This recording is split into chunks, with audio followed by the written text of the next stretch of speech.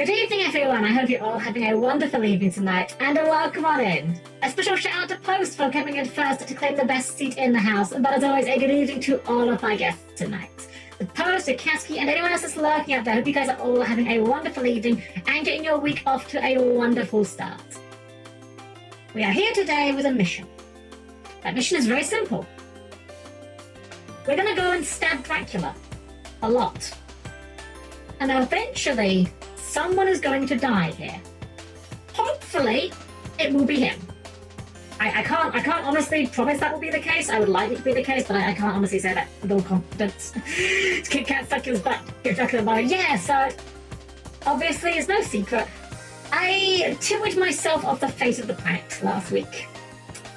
I went a bit angry, which is something I don't like to do, and I'm not proud of myself for it. But you know what? We pick ourselves up, we try again. I've done a bit of research as well. I found out that in this fight, it actually matters who you target. That is to say, I assumed, somewhat naively, that they shared a health pool. But, doing some research on this, apparently, they actually do not. Death has 4,444 HP. Get it? You get it? Because death, you know, that one thing that Japan loves to do over and over again, even though it doesn't translate to any other language. But Dracula has 6,666. So, for the first part of the fight, our goal will be to focus down death. And apparently the second part of the fight ain't too bad. People were saying it is like easier, and to be fair, we did only see the second fight like once, you know? So I'm hoping, if we keep throwing ourselves at it, we keep a positive attitude, that we can do this. Now, that being said, I don't actually have a plan for what happens if we do this and we finish it like first try. If that happens, I actually have no idea what we do at that point. Oh, the other thing I did find out, a bit annoyed about this one, a little bit annoyed about this, it turns out, from what I've been able to gather, it actually does not make a difference whether or not you use the vampire killer as to the ending. From what I've been able to tell, from a bit of research, a bit of poking around, it seems like the only endings are the good ending for, you know, not killing the daughters, and the bad ending where you do kill the daughters. There's no difference whether or not you do or do not use the whip. Vampires cast, I'm sure you wouldn't mind. Honestly, that'd be pretty cool actually, like a VR chat Castlevania castle, that'd be pretty sick. Hey brother, I made corn dogs and fries, let's go! Actually, I had a bad cooking experience before stream. I wanted to make something new that I hadn't made before. It was called, they're called Hasselback potatoes. And essentially they're potatoes where you cut them not all the way through, but most of the way through before you cook them. So it's almost like a halfway between like fries and potatoes. Unfortunately, it didn't really turn out very well. They weren't cooked enough, so they were a bit hard in the middle. They didn't really crisp up how I wanted to. Basically, I biffed it. We completely botched it. That's fine. That's fine, because here's my logic on that. By messing up one thing today, the cooking, that means we've gotten all of our failures out of the way for the day, right? Like, at this point, we're legally only allowed to have progress and to do things correctly. That's how it works, I've been informed.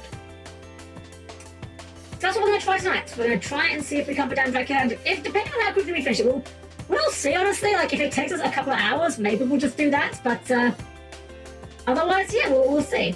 If the game's out. Yes, I did see you posted that. I haven't had a chance to check it out yet. There's a lot of things I need to check out, actually. I've got a few DMs I need to get back to as well. You'll start 50-50 already, so our next one's guaranteed. You're right. That's actually how it works. It's literally just science. Okay, so I don't know. We're not going to do any other grinding. That's the thing. I don't think we need to do grinding. I think we just need to get better. Dr. Leon, hello! Welcome. Hope you're doing well. Lovely to see you. Welcome to hopefully me killing Dracula. Hopefully, we'll see. Citation needed, as always. Hopefully it'll go quite well. If it doesn't take us that long, I don't really know what... I haven't planned anything for afterwards as we're Castlevania guys. So last week we got to the end. We literally got to the final boss and we just got demolished. We got absolutely destroyed. I was tired, I was tilted, I was playing badly. So we're here for that salty run back today. That is literally why we're here. Normally we do Final Fantasy IX on, well, not just Fantasy IX, but normally we do RPGs on Tuesdays. I wanted to get the run back in while I still have his moves relatively fresh in my mind. That's why this week we will be doing FF9 on Saturday instead of Tuesday. And also there will be no Thursday this week because we're actually taking care of my sister unit's daughter. And while I'm pretty confident in the soundproofing of the manor, I would never forgive myself and I'd never hear the end of it if in the process of me getting loud and yelling at Yu-Gi-Oh! I accidentally woke her up. So just as a kind of cautionary measure, we're not going to do a stream on Thursday. It's fine, you guys. I believe in myself. I can do this. I hope. I mean, okay, if a million monkeys with a million typewriters can eventually produce the works of Shakespeare, in theory, if I throw myself at Dracula enough times, eventually he has to die. That's just how it works. I was debating making a death counter, but I kind of don't. I'm kind of glad I didn't, just because I feel like that might be depressing after a while. Alrighty, I've been beating around the bush. I've got the controller here. I'm sitting there itching. Let's go and die. And I say die because there's the chance of us doing this first time basically non-existent. Because we have a whole phase to learn, but that's fine. I've just got to channel back to my days of doing FF14 raiding. We're just doing progression. It's progression. It doesn't matter if we don't clear it first time. It's all progress. So please keep your arms, legs, and other body parts clear of those indoors, everyone. And let's get started. Alright, so here we are. Back to the Portrait of Ruin with our 786% from the jam. I believe our setup is pretty much where we wanted it to be.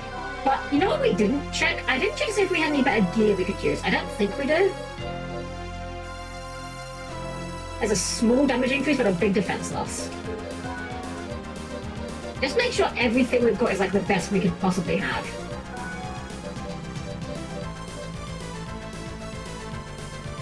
Two-point increase, 3-point increase. I want to damage a little bit. I don't think we'll like that much though. Okay, I think we got the best gear. We also want to be on Meteor. And then Charlotte's gear doesn't really matter. We're not really playing Charlotte right now. Alright. Well. I'm gonna refill his control that a little bit as well. Make sure we have it by level 1. We're level 34. I haven't done any more grinding off stream because I think we can do it from this point. But I don't know, we'll see. We could. You know what? Actually, hold on. One last preparation we could do. Wait, we go down here? That thing here? Hold on, what's down here? Ah! You know what? I'll happily take some more HP. Alright, so here's my thought. We just picked up 2 grand. Let's spend it. Let's spend it and buy something, even if it's just another potion. We can't take it with us. This is literally the final fight in the game. Wrong room. We want the one down.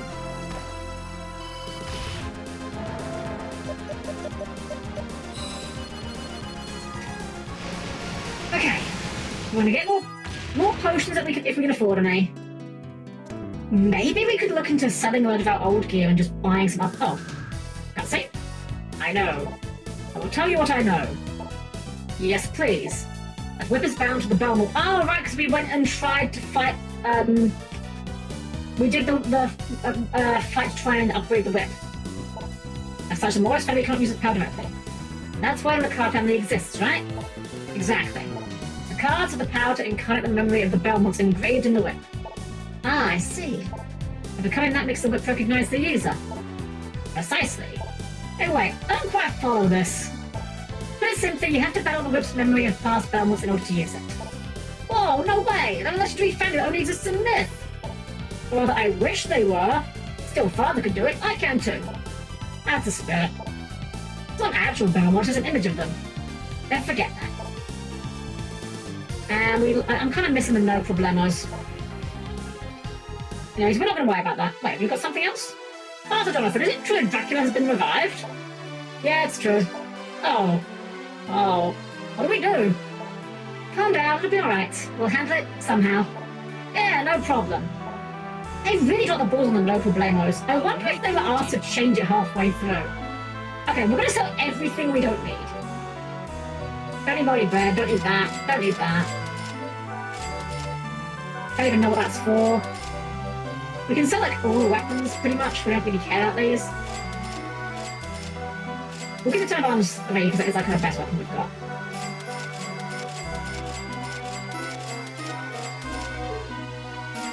That's the spear we're using, don't sell that. That would be bad.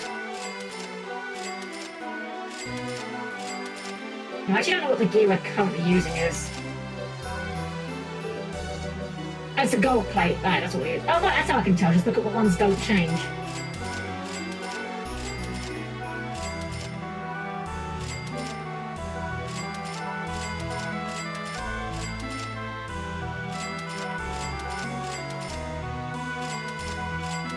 On the wedding dress. Oh, the monocle is a flat upgrade for her.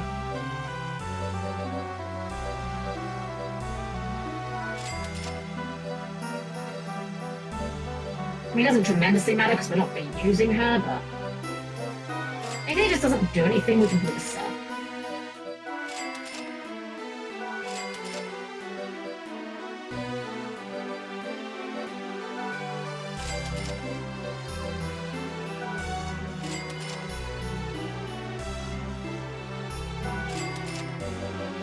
Oh wow, these drugstores was a lot. Okay, I didn't realize it was worth this much. That's kind of nice, actually. Huge cash injection. Alright, so can we buy anything meaningful? We can buy more potions. Buy more high potions. We've got like I just realized we've got like a ton of money. I wasn't even looking how much money we were getting. Can we buy like any better armor? No, but just a cool is actually worse than what we're currently wearing.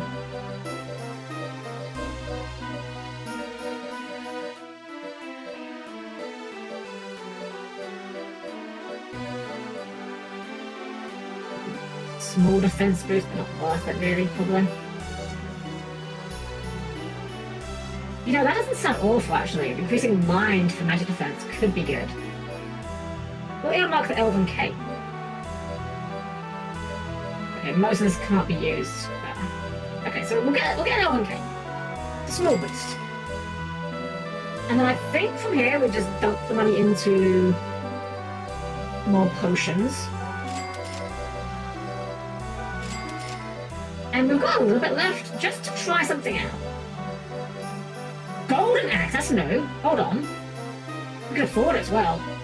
You know what? Fuck it, that's an upgrade. Thank you, Charlotte. Jonathan. Alright, Jonathan. Golden axe. And Elven Cape. I think we may have accidentally sold one of his other accessories. It's probably fine. Oh, it's a slow boy, but it's got an overhead reach, so that could work out. We'll see. If need be, we go back to the spear just for the familiarity of it, but a heck of an arc on it. And if we're trying to focus down on death, having a weapon that swings overhead might be ideal.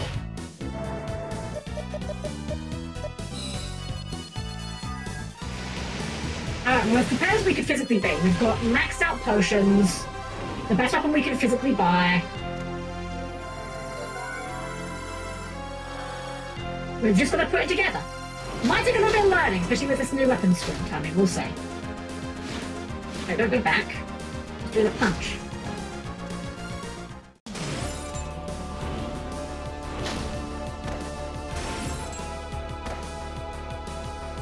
Alright, Dracula. Here for that round 2. We're gonna skip the cutscenes. We've seen this last week. 77 per hit, that's nice. That's a big hit.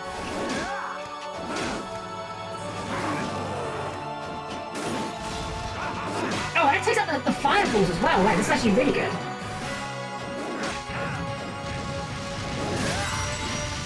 Ow. First hit's fine.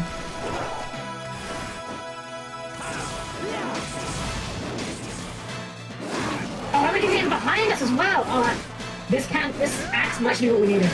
Or partially what we needed. Okay, we are biffing it. Let's potion up.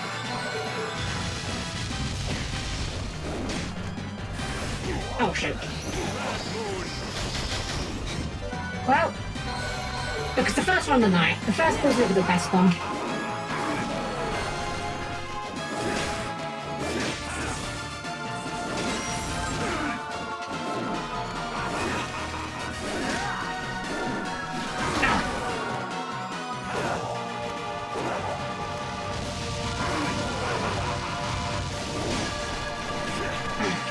Damage.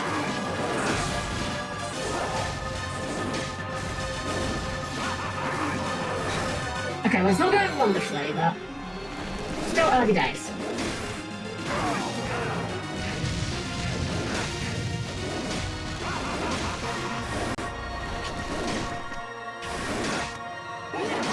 Meteor Strike to take care of the chakrams. Oh, I forgot against me. I've got the statue in the face.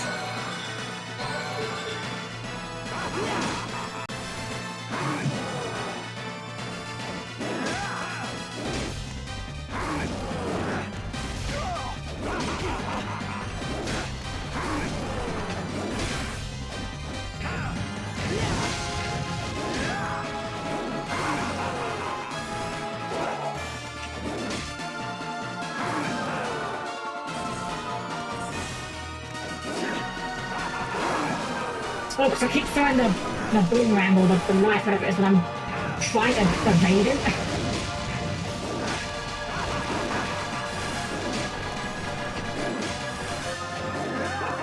Okay, wait. Alright, so far, so good. I mean, reduce a lot of potions, but...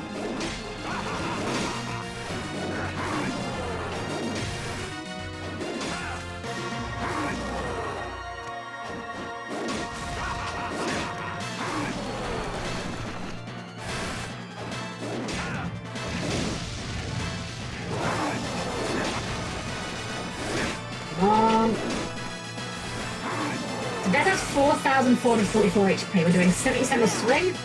I don't know how many hits that equates to, but it's got to be better than last week at least.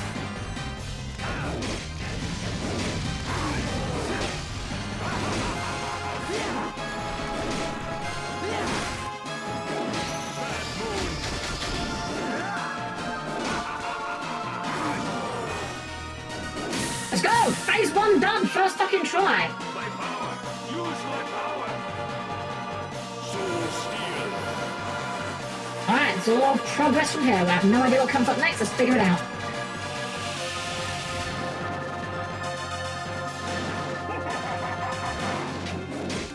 Fif 53 to hit, okay. So we can duck underneath that.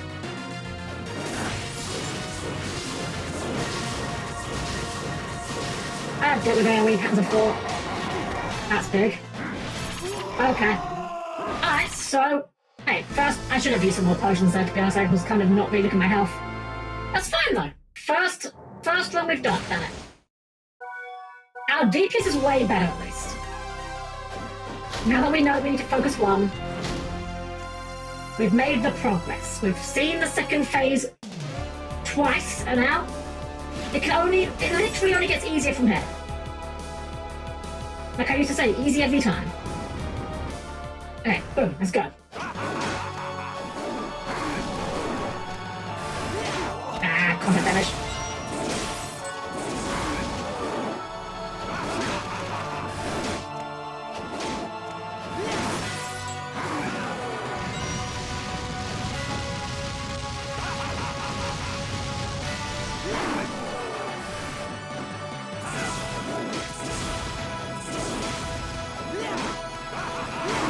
Hey, you cheeky little backstabber.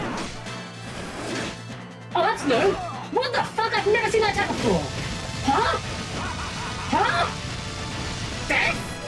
Hello? Sir? You don't have to make up new attacks!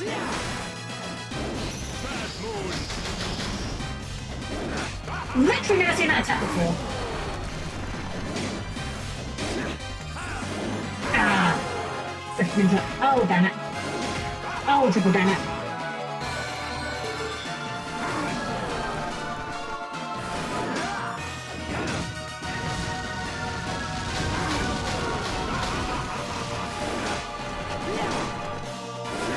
Oh, a bit too close.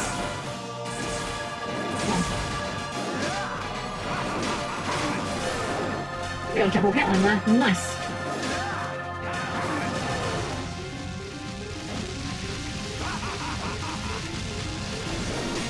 Need your time? Need your time. And then back the heck off. For that.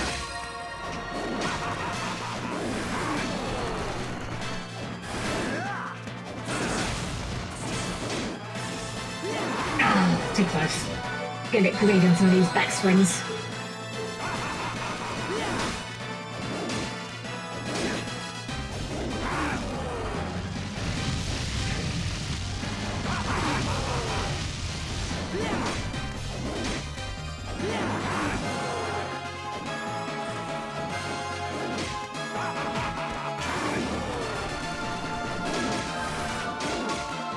I do think, like, I kind of got in a bit of a bad habit from FF14 in terms of, like, thinking I've always got to be doing DPS as the outside of me.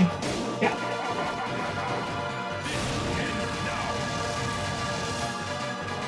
I do damage is great, but get DPS to no DPS.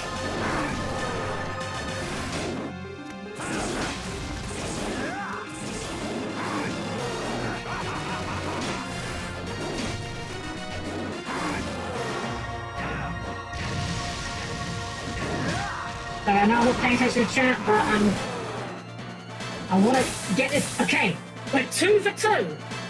We are 2 for 2 on phase 2.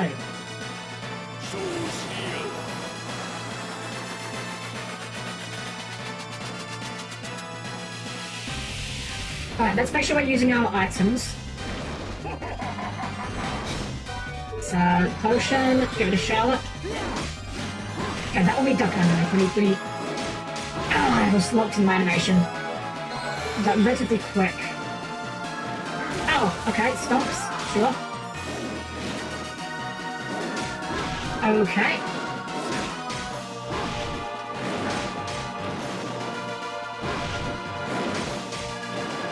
We need to have 2 hits though per rotation. That's quite nice, isn't it? Lingering hitbox. Ah, potions.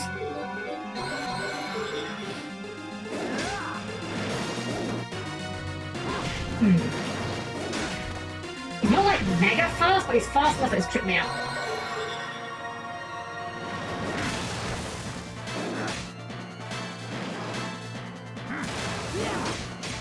Get on his recovery frames.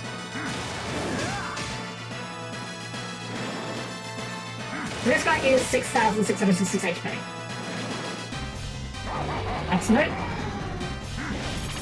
Okay, we jump that one. We ride the ceiling for that one. Oh, okay, but then we go down. Okay, so that one is low, high, low and then down. Up and then down. But I've got to be. Underneath you here.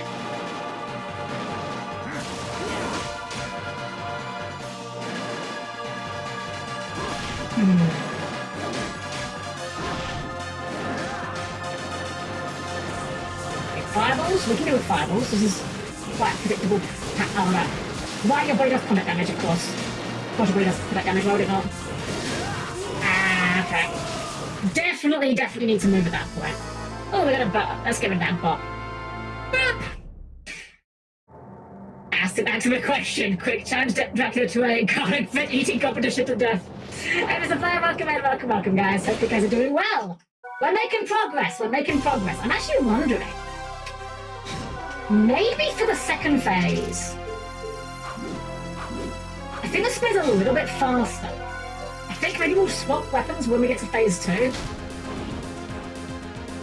See how that feels. But hey, we're 2 for 2. So which is better than noob dress after. Exactly.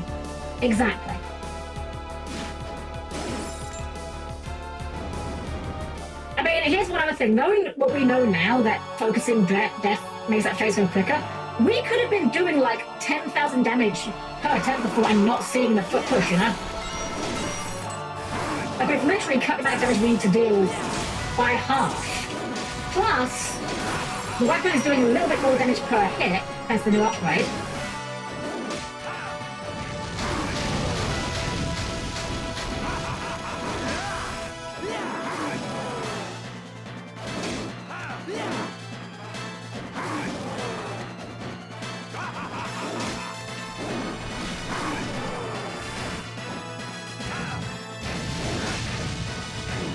Okay, I don't know why you did that now. Like, we didn't see that at all on Saturday, that move.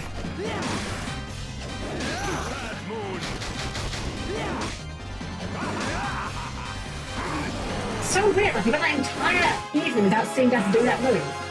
And now he's done it twice in as many runs. Okay, let's just top ourselves off.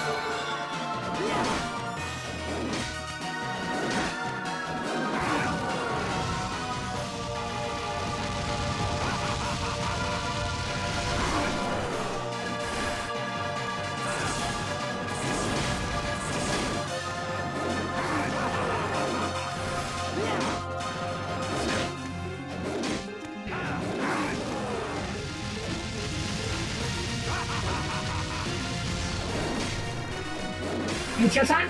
Reach your time. Get away. With the 100 damage bitch slap, although we walked right to death, so we took another 100 damage anyway.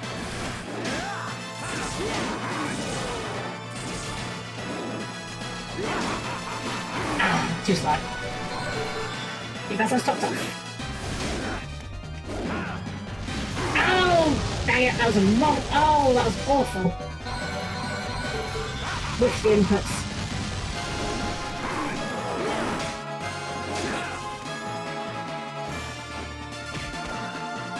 Oh my god, Helm, what are you doing, girl?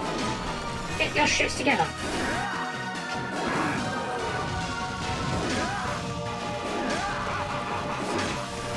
Scythe time, I think?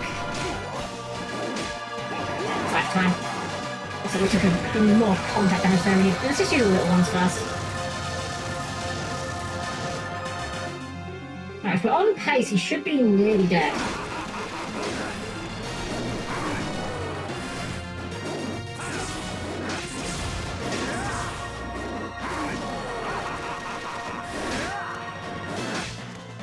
Next combo attack is Blood Moon.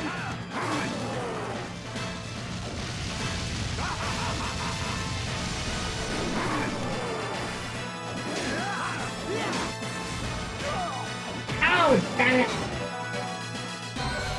Sloppy. There we go. 3 for 3. My power. Use my power. Soul Steel. Right, let's try and swap over to the spear and see if that does anything different.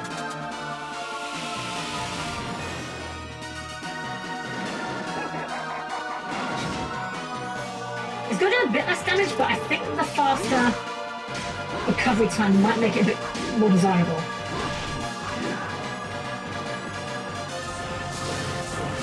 Let's get away from that. Okay. Up. Down. Down. Perfect. Oh, we're doing a lot less damage, aren't we? Oh. Okay, maybe we go back to the axe. The axe will get in 2 hits on occasion as well, so I think that is better. Yeah, like that.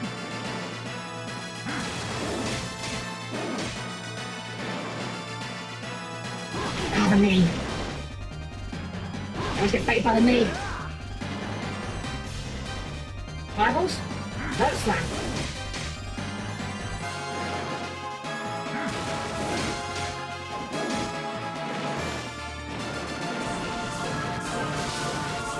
Grab the needle and look at. Oh, right, he comes out of that. Ah! I don't quite got the distance down on it. Okay, up. Down, down. Nope, too close, bit too close. We'll be far away from him as well. He's about to slam down.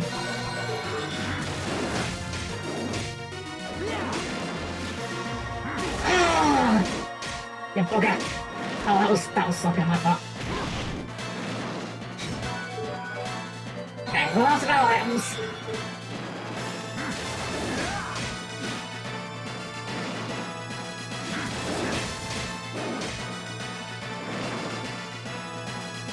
Oh! We still got clips? That was weird. We didn't get that before. Ah, wrong way, shoot.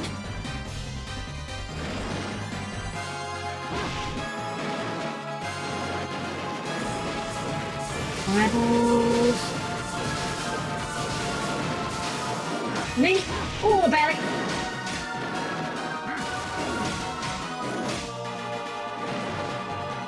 Me? Ah!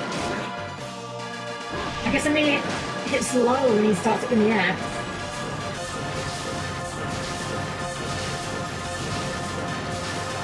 Ah! Okay, it's fine. It's fine, we're getting better. We're getting a little better each time. The spear was definitely not the fight. I think the axe is definitely doing a better job for us. There's an idea. You should try to keep Dracula in the middle of the first phase. Oh, I would love to if I could. The problem is he just kind of does his own thing. That's the problem.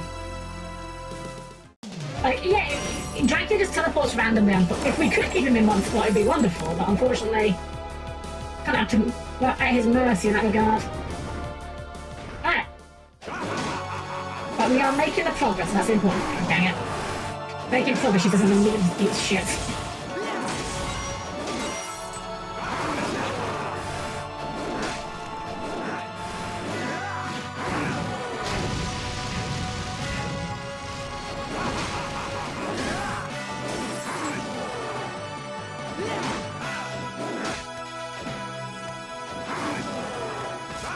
I was actually trying to jump there, dang it. Parachute gummy D-pad. For record, I'm using a 360 controller, and I think the not 360, Xbox controller. 360 controller, like that. And I think that the Xbox controller might have one of the worst D-pads known to man.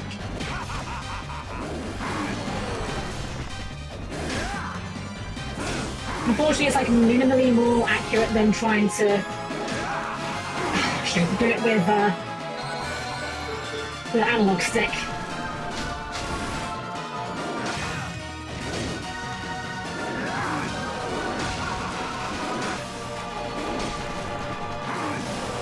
Oh, it actually shows Death's HP as 444. Wait, why does it treat Death as being enemy killed? That's weird. Oh shit. Oh, double shoot, triple shoot. Need to pull the little potions first. Meet your time. Back the heck away. Avoid the batch sack.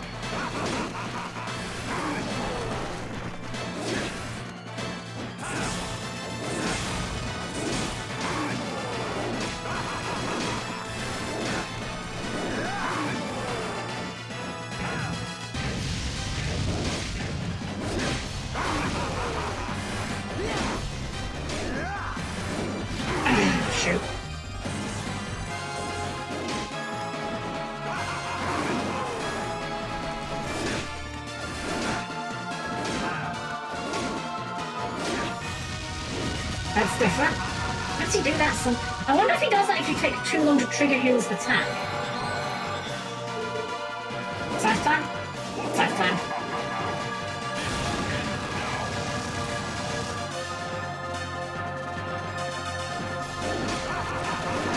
And if we're on pace, we should be nearing phase 2.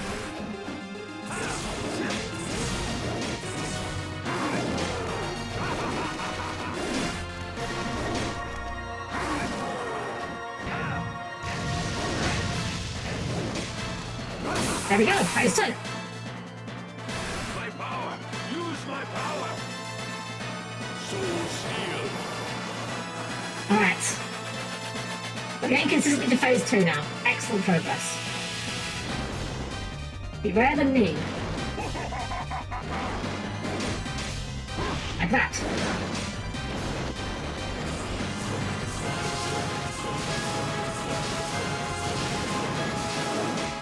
about to slam.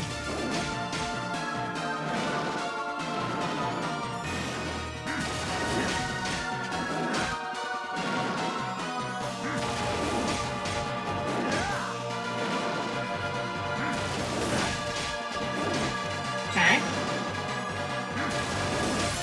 Someone do the math. I'm doing 53 per hit. He's got 66666 HP. How many hits is that?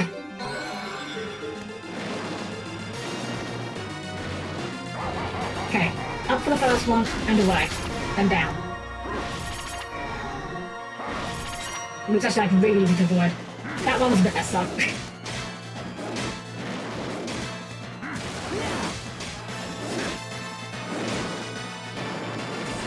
Now, I have to say, the second form is actually significantly less intimidating. And then I died. Fuck. 126 hits. Thank you, Jerry. Unfortunately, that was rough. But I still failed to when you have a this again. I'm glad that it's not just me being bad at the game. I am glad that it is actually a hard fight and I'm not just bad at the game. I mean, I probably am bad at the game, but I'm glad that that's not the only contributing factor. We are getting there, though. We are, in fact, getting there. I will say the second phase feels a lot more manageable. It's a lot more reactionary, but it feels a lot less, like, overwhelming. Like, I was really overwhelmed by the first phase the first time I saw it. And, like, it's not that big of a deal once you're used to it, but the phase 2 just feels... Oh, that worked out. Phase 2 just feels a lot less overwhelming at a glance. And mind you, I'm sure it's probably got some bullshit we ain't seen yet. Oh, damn it. Might as well use a potion or two.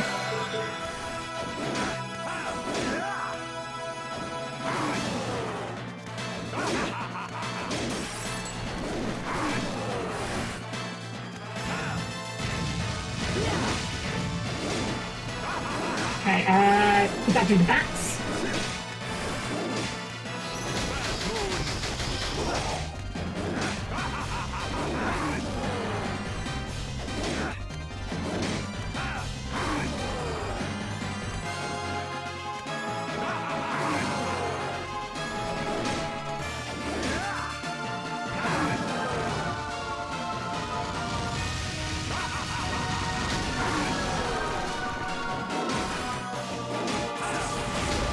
I don't know how we put it that needle, but I'll take it.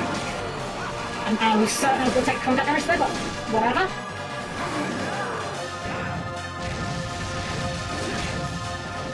Okay, meteor time incoming, so some 3 hits in.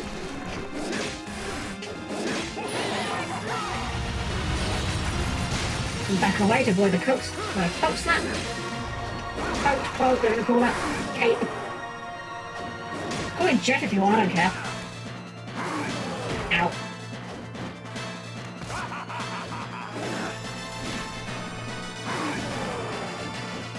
Let's get some repositioning here. Also, I might as well use my spell. Oh, we've still got some potions left. We're still good. We're still okay.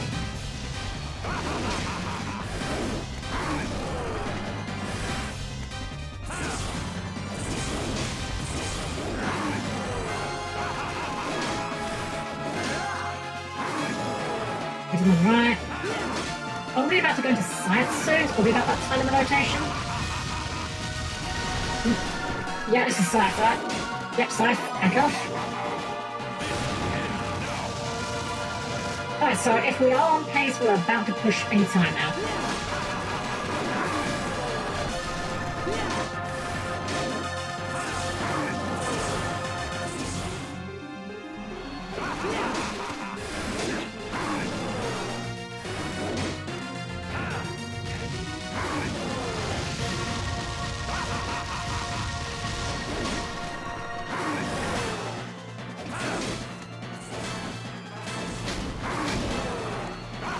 Might see another round of bats.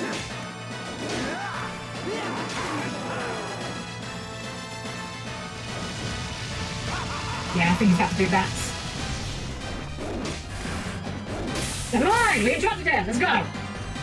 Let's go. Okay. Use my power. Soul Steel.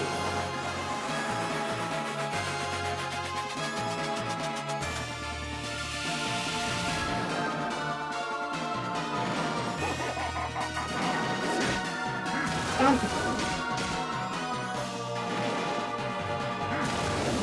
Ah, too close.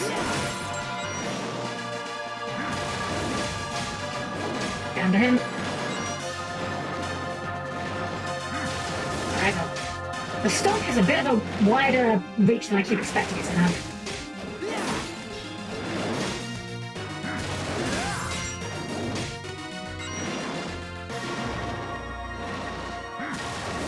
If we say close enough to bait him into only doing that, well, it's quite magical.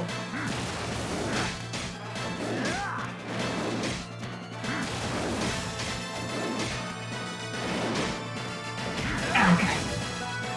It's fine. We haven't even touched our fire potions yet. Actually going very well. Could be it. Probably not, but it could be.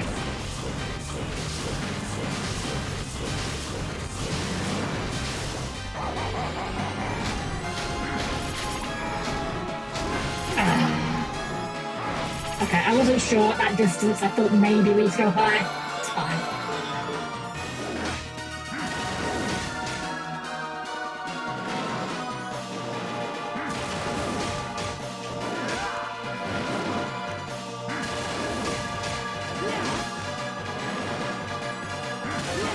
Let's aim, Dracula. I really shouldn't talk. He's been kicking my ass all night.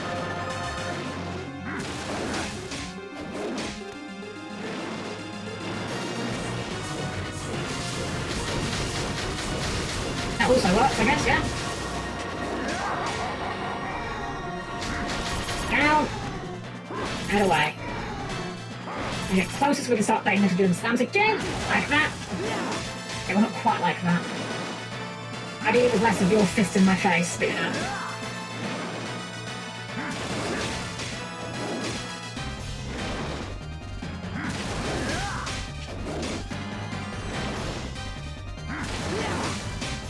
Yeah, the second phase really is a lot easier than the first. It's not quite victory at that level, but it definitely feels a lot more manageable. That's no, that's no. What are we doing? Oh god, meteor crush? Wait. Get the walls. Okay, that works. Cool. Okay, sure.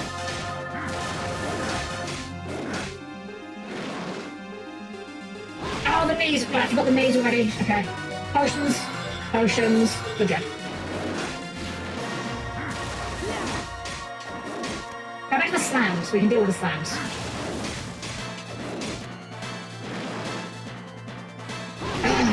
Keep forgetting the knees of this thing.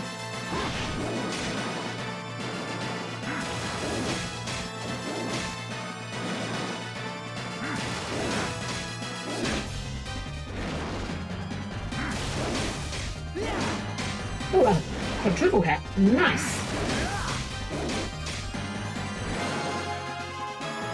Knees! Keep eating the knees! That's tonic, it's not even a potion.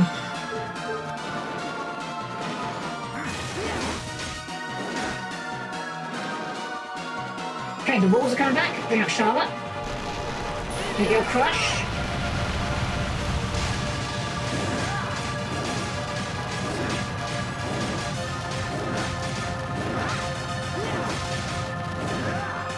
Charlotte. Oh, I thought that time. Up, down, and away. Get in so he doesn't hopefully go for a knee. Ow.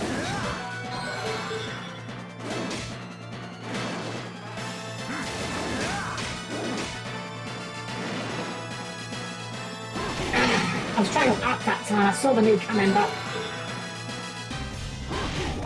I really don't know where the hitbox is on that knee, and that really bothers me.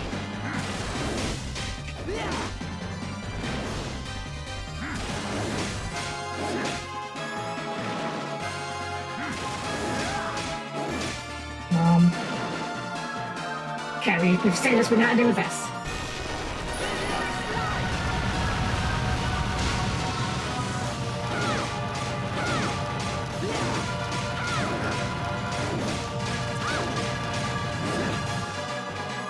I'm going to choose an item for MP because I don't want to be caught destroy because he does it again. Okay, we dodged it that time.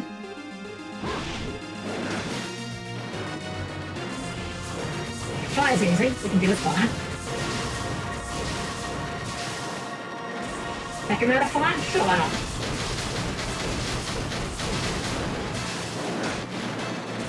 Third round of fire. Getting damaged there, aren't we? Fourth round of fire! Is this pissy boss mode? Okay, now he's gone back to the name. We can take one more hit without using that.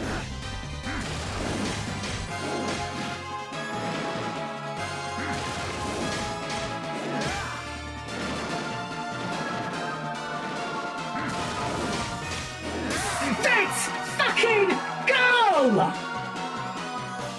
Let's fucking go! Hell yeah! Man, I'll be honest, I didn't think it was going to take us that little time. We'll have to figure out what we do next, but let's fucking go! Heck yes! If you got lucky, that claw wing attack is a one-hit KO if you don't do enough damage. Oh, I see. We'll take that, frankly, we'll take it! Too bad, pals, we're here, you won't be revived. I mean, he's kind of already is revived. Like, well... Still, that was an impressive display of impromptu teamwork. So what do you win? I can see it. One day my power will be fully revived. Fully or not, you're never ever gonna win. I look forward to seeing who will have the last laugh. Ah, curses, sunlight! Why did I even put windows in this place? I could at least have drawn the fucking curtains!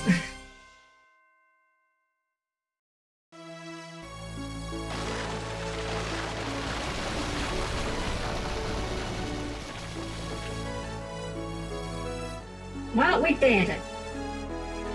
It's all over. Yeah. You sure caused a lot of trouble. How can we make up for it? As the older sister, I accept full responsibility. That's really not how that works, but sure. With that, I must ask a favour of you two. No, you can't take all the blame. But I to be silent, please. Wow, rude. Look, it's all settled now. If we keep quiet, there's no... Damn it. Jonathan, I know I was, like, poking fun at him as when he kept saying no problemo, but I kind of miss it now. Where's the no problemo, Jonathan? I suppose... I can't allow that.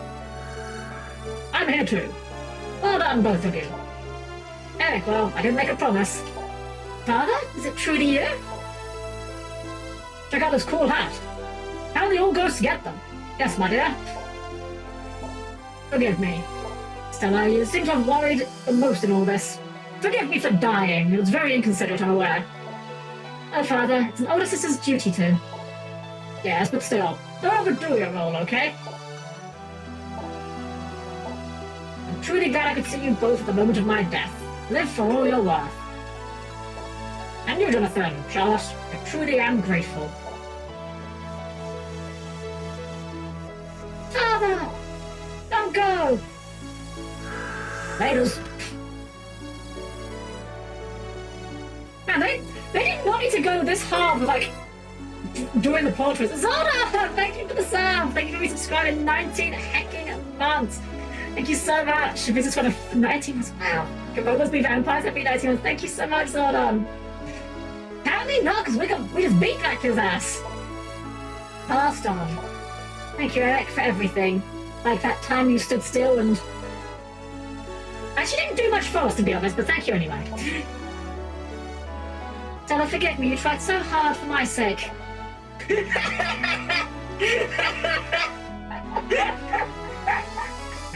Okay, I know obviously it's meant to be like stage direction, I get that, but I'm just reminded of that one part in the old Super Mario Bros. Cartoon where one of the characters literally reads stage directions. He literally just says, growl, sobs.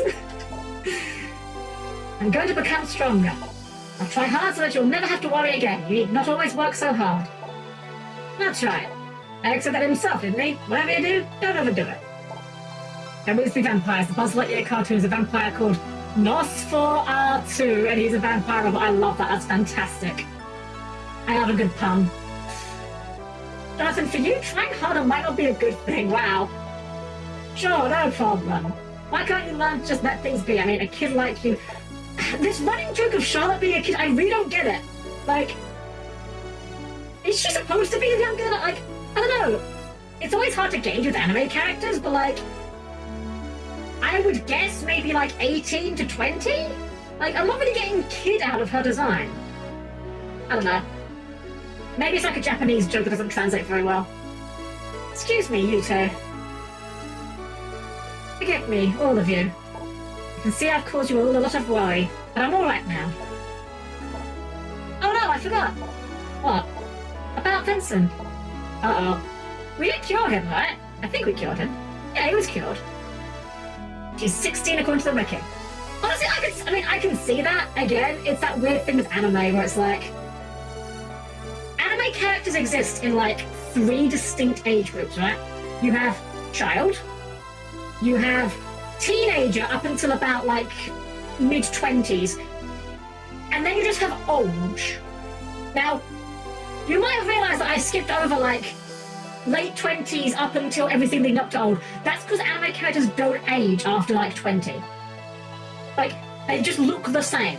So, yeah, sure, 16, why not? I guess, you know, looking at them side by side like this, she is noticeably shorter than the 2 sisters as well, so, yeah, I can see it. Quick, we've got to find him! Charlotte! Right. Kind of looks like a guy in his 30s with a panic. Yeah, exactly, yeah, you guys got some wild ones. Kaiba is like a teenager. Dexter and Sinistro from Zexu are apparently 19, even though... Okay, like, Dexter, you could make a case for any number, and I probably wouldn't argue with you, but, like, Sinistro looks like he's at least 30. Like, that is an unfortunate face to have at 19. Right, so let's help them. Yes, Stella. Not a hurry or anything, you know. Jonathan's 18. I mean, I guess that, again, it also makes sense. Japan does love to give their characters, like, really low ages. Huh? Wait a second. Hey, I'm over here! I wonder what if we didn't save him. It has been saved. Well, we did it! We beat the game! I'll be honest, I wasn't quite expecting to take that little time. Which I guess goes to show how much faith I have in myself. Or how little faith I have in myself. I was kind of just assuming we were going to be... So, Curry the Kid, that's a fantastic pseudonym. You don't really see that these days. Like, these days people actually want to be credited properly, but I kind of miss, like, when, you know, games weren't seen as, like, a serious thing and people would just, like, say, oh, credit me as just, you know, whatever. They put in, like, some random goofy name. Alright, so now that I've cleared my head a bit, because last week, I'm not going to pretend, if you were there, you saw it. I did get, in fact, tilted off the fucking face of the planet. With the benefit of a cooler head, yeah, this is a pretty good game. It's a pretty good game. I enjoyed the game. I don't know if I'd replay it, necessarily, but it is a good game. I don't know if I'm worried about doing another one, though. I will admit, by the end of... Okay, so one second, I've dropped something on the floor here. There we go. So, last week I said, right at the end, and if I'm being realistic, that was more the tilt speaking. I did say that, like, that fight was so frustrating that it didn't feel like a, heck yeah, I did it kind of thing. It was more of a, oh, thank God that's over with kind of thing. But I will be honest, I'm not going to pretend, I'm going to be, you know, honest with myself. Coming back with a clear head, taking it more methodically, it was quite a good feeling to actually do in the end. I can't pretend. My third favourite Castlevania personally. So this is one of 3 that I've played. I played this one on the DS at one point, and I do think this game, I don't think I beat it. I think I got stuck on Brown on the DS. Because I definitely did not remember any... I remembered very little about this game as it was. But like occasionally I'd get like a bit more peace. I remember like I vaguely remembered the carnival stage once we got there, you know? But I did not remember anything about the Dracula fight. So I honestly think I got hard stuck on Browner.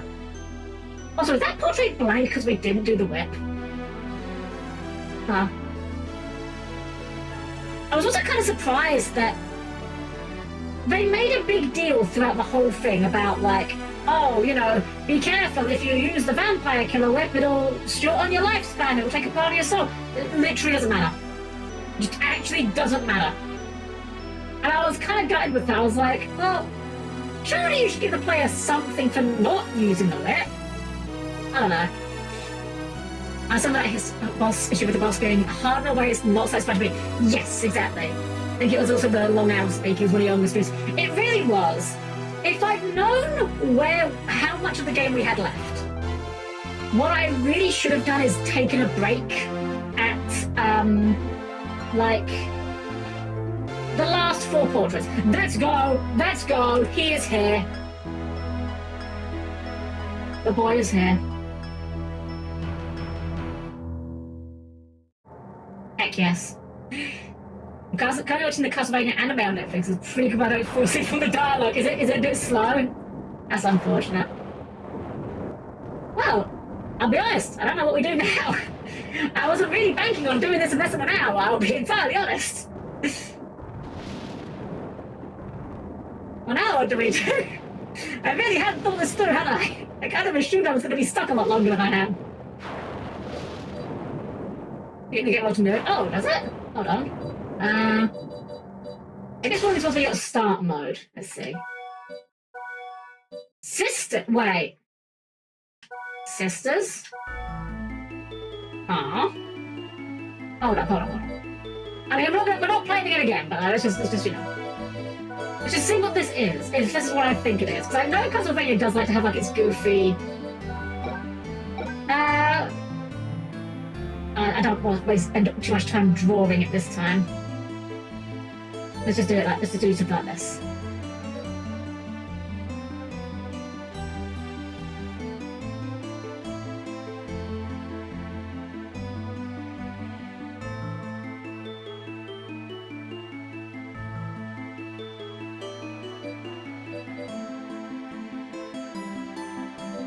Yes, I'm going to get this symmetrical.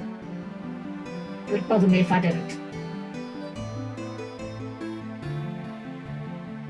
Even though it's completely pointless, and that we're probably not going to be doing this for too long. Oh, I'm left wider. Fuck.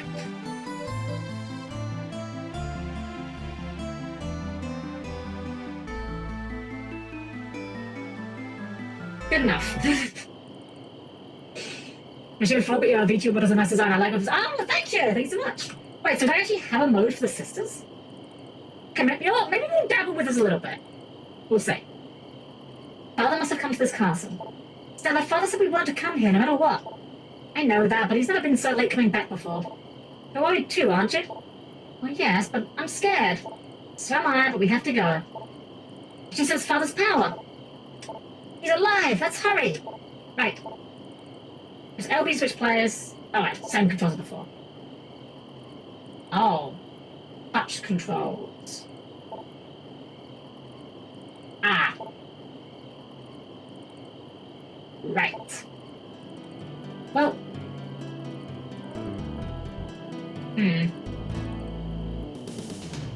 Does this even work on the bottom screen? Hold on. How do we use... We have to use the mouse. Oh, this is the bottom of the touch screen. Oh, she literally has no attack. So the X button does nothing. So do we literally just like have to draw across... Oh wait, we can just fly? Oh. Well, we never did go up here before.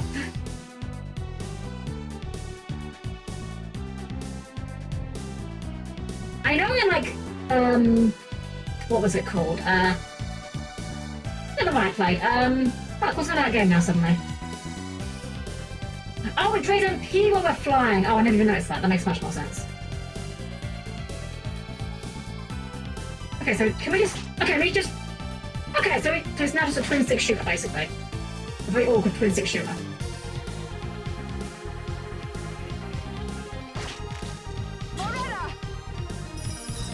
seems way better than the slash attack, honestly. Now it's actually a twin stick shooter. Just gonna leap that off the screen.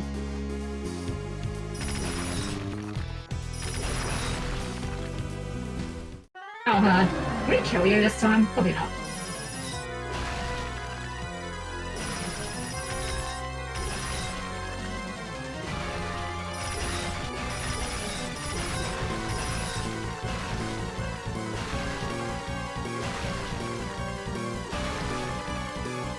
It's so weird that how they're like so floaty.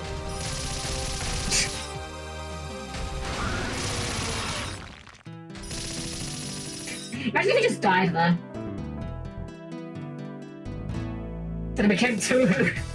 What's your favourite Castlevania game? So, I've only ever played like 3 Castlevania games, period. I played Symphony of the Night, which I really did enjoy. This one, and the other one I played was the one that's like a weird multiplayer grindy game. Harmony of Despair, I think it is. It's Harmony of Despair or Harmony of Dissonance, I don't know which. Because it's HD, that's the joke. I'm also wondering how far this mode goes, because I know, like, I believe in Symphony of the Night you could play as the Axe Armor if you put in a specific name. But I don't think that mode covered the entire game. Like, I think that only covered a part of the castle. Yeah, like right here, like this... Well, boss time, I guess.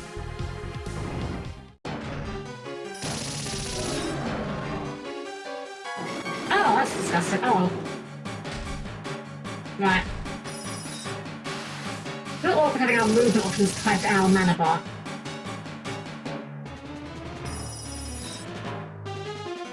Coming back.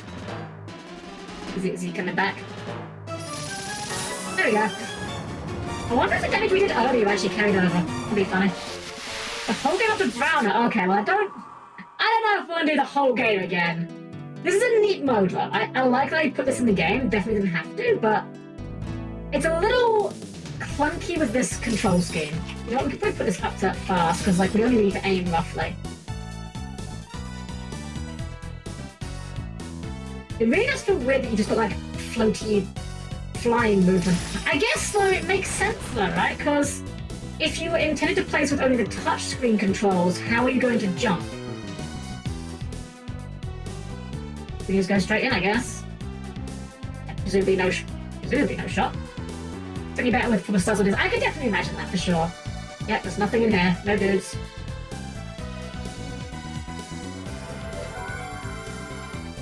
Well, maybe we'll just do a little bit of this and see how far we can get real quickly. It definitely feels like these girls are a lot stronger than the main characters.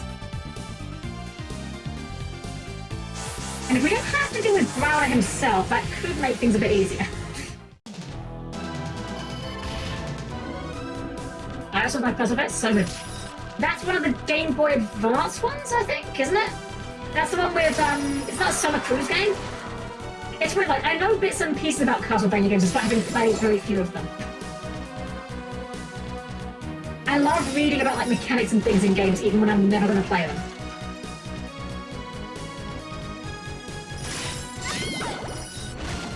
Oh, this is what we meant at the quest earlier, right? We didn't actually do this. Oh well. So, like, okay, yeah.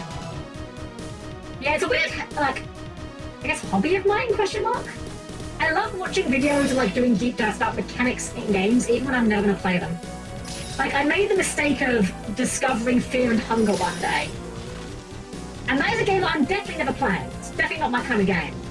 But man, I will sure as hell sit and read that wiki for hours because it's just fascinating to me. This does kind of serve as a good kind of power fantasy mode as well. You just kind of just body everything.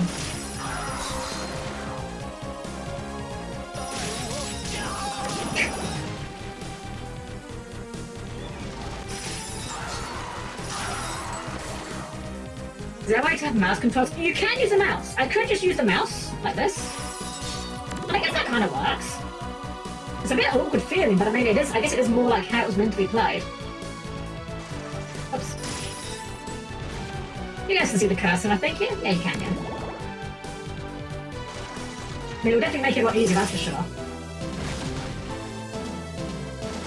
You know what? You know, it's also probably part of why I didn't mind making this mode, right? It's a hell of a lot less investment if you haven't got to program a walk cycle and a jump cycle for all the characters. Just have them float everywhere.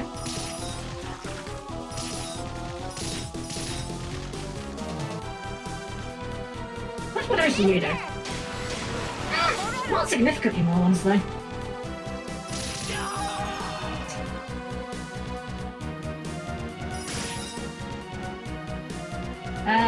I don't remember which way we go. I think we go... Oh, right, marked streets. I remember now, marked streets.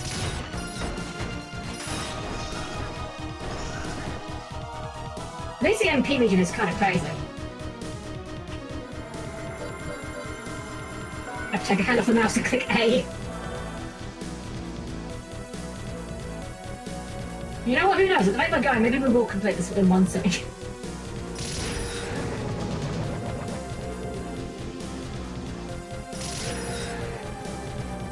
The enemies can't really do an awful lot to stop us. I forgot that you get flashed by the Invisible Man. Do they have a menu? They don't even have a menu, so no gear to worry about.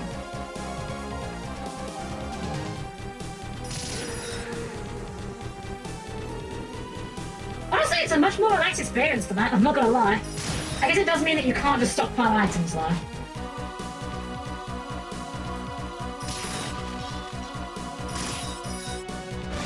How much damage we're dealing. Not sure how anything will stand up to us.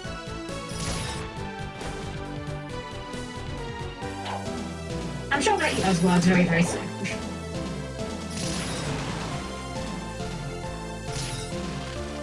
Game's now just become a point-and-click adventure of sorts. Point on enemy. Enemy dies.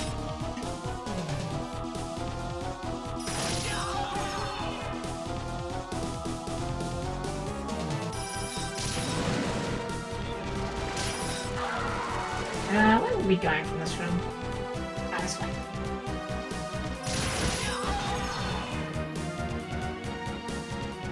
I bet this category is remarkably unsatisfying to speedrun. Like, I don't know, it just feels like because you're always, like, flying a lot, I guess, like, there's not much of an optimization. Maybe there is, I don't know. Maybe there's, like, some secret tech I'm unaware of. Either way, boss time. Oh, it's you! You should be pretty easy with flight, I'd imagine.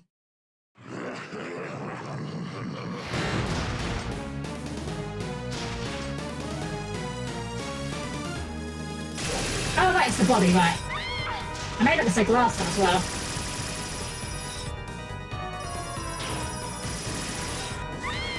Ow. Oh, it's hard.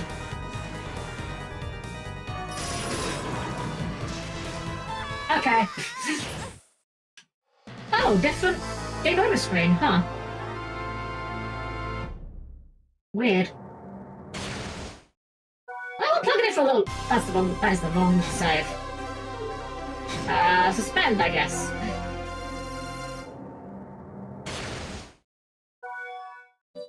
Right.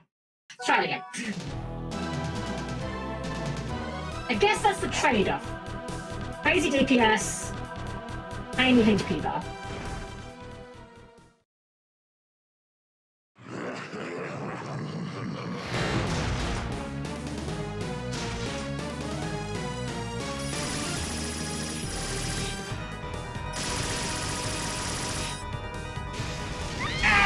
Completely forgot his pattern.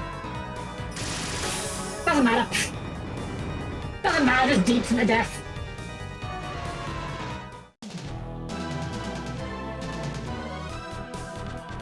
We didn't need to do the portraits if... Like, we don't get... Presumably we don't get any, like, power-ups like Jonathan and Charlotte did.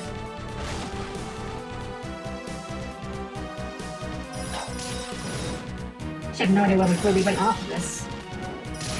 Or if this was different, I have no idea. I have no memory of this place. But like 2 whole weeks ago, you can't really remember that far back.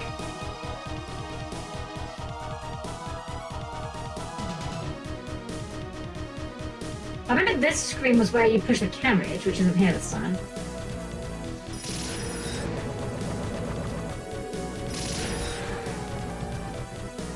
I think this is the right way.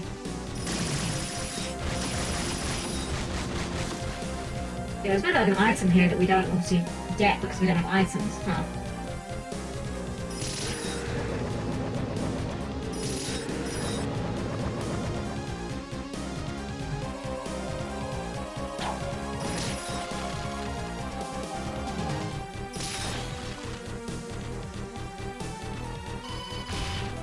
Guess we just leave?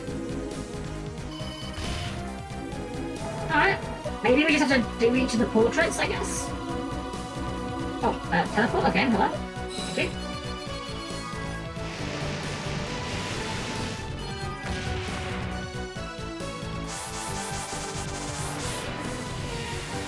Alright, well, screw it. Let's see how far we can get in one session. We probably won't, like, come back to this. But it's a fun little distraction to see how the game plays with these characters. I kind of miss when games would have, like, you know, secret characters to unlock and play as opposed to just, you know, it's now just DLC. Yay.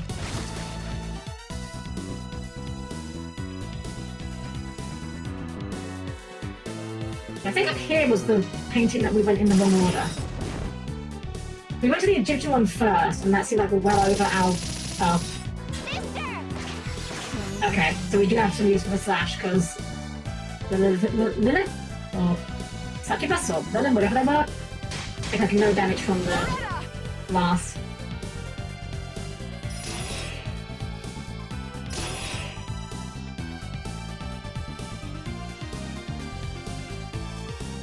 What's it? Huh? Remember. I have such a bad sense of direction when it comes to maps. If you give me a map, I can read it very easily. I'm good at reading maps. I'm very bad at maintaining my position of something.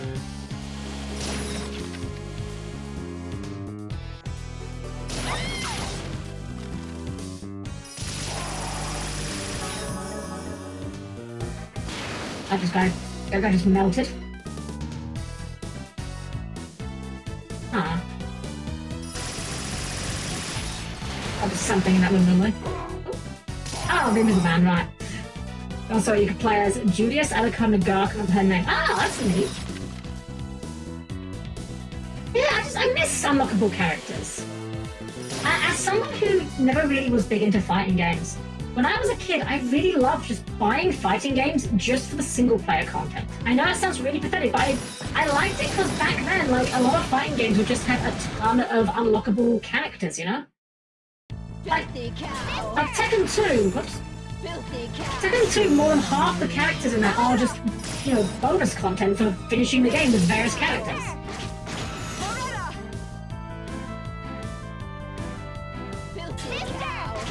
I will say though, if I'm being fair, fighting games of all games definitely make the most sense to use DLC.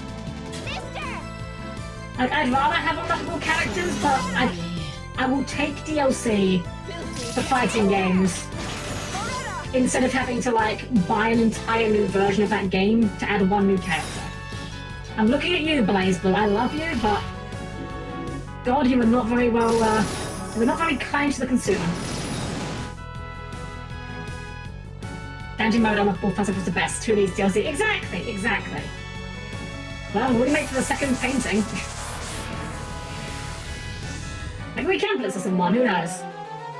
I wish I could remember where the first save room was. Well, I do remember this was a donut of a area. And the boss was Legion, who was in the middle. Can we just fly straight to him?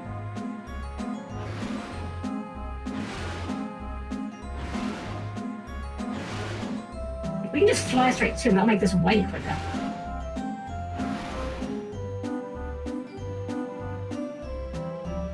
Anything over here? Okay.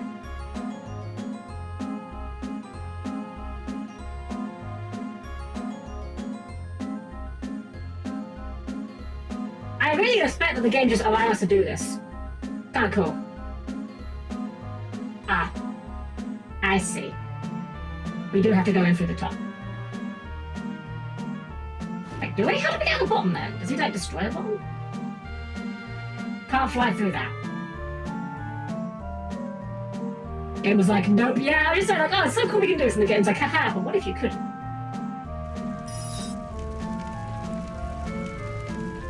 Wow, I have no idea how that didn't hit us. This really is Toho. We got like the pixel hitboxes. I was just reading through it, and the game's like, yeah, sure, have that. That seems legit.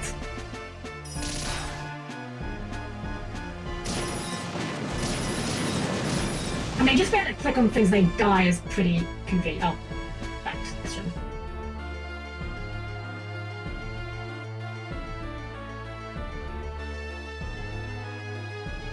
Well, the fact there's no menu does kind of rule out any idea that we'll get like an infinite flight upgrade at some point, sadly. Unfortunate. Mind you, the MP region is really quick. It's not that big of a deal. Ow. Cheeky. Yeah, we do actually need to be careful. We're a little low on HP. 96, which is the opposite of nice.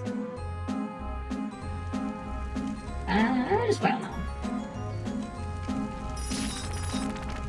I really wish I could remember where all the save rooms were. Oh, you guys would... I remember the blooming spear guys were jerks. Hated them. On the plus side, our projectiles do go through walls, so that's kind of nice. Just shoot them in the junk. One thing worth mentioning is a secret enemy gauntlet game. It says, someone mentioned that last time! I think I'm good, though. If this mode was harder than the regular mode, we wouldn't be here. My stance with this game, I've enjoyed my time with this game. I don't mind playing a bit of this, because this is basically just like power fantasy mode almost. I enjoyed the game, but not enough to want to do any of the hard challenge content is how I'm at. We did not find a save room. We found a teleport. I think it was saving around here though. Because again, this game's pretty good about not putting bosses away from save rooms, from what I remember.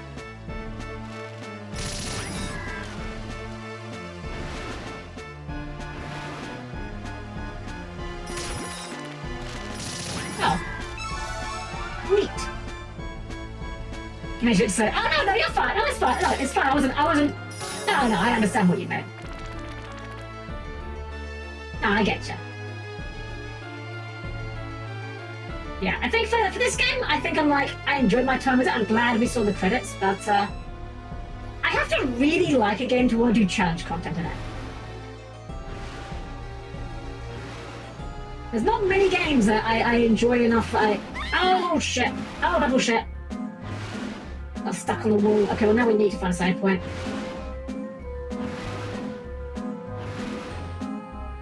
You a save point? You are a teleport point. Are you a save point? Thank fuck for that. Well, I suppose if we did die, it's not like it's too hard to get back here, how easy the movement is. I'm a silly completionist and like when I was in games, I even got all the early jobs. Oh wow, nice. I get that, like some game, if I really like a game, I will happily sink the time in 100% there. But I've really got to like the game, like this.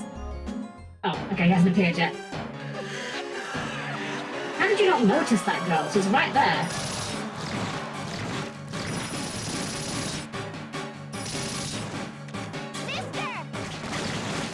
That's probably a bit stronger, actually. Now we're playing WarioWare.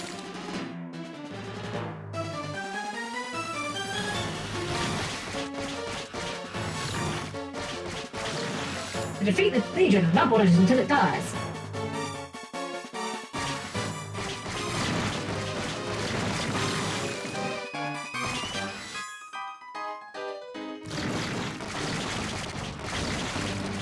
Oh, okay. Man, these girls really have got Toho ass hitboxes, haven't they? Oh, rude.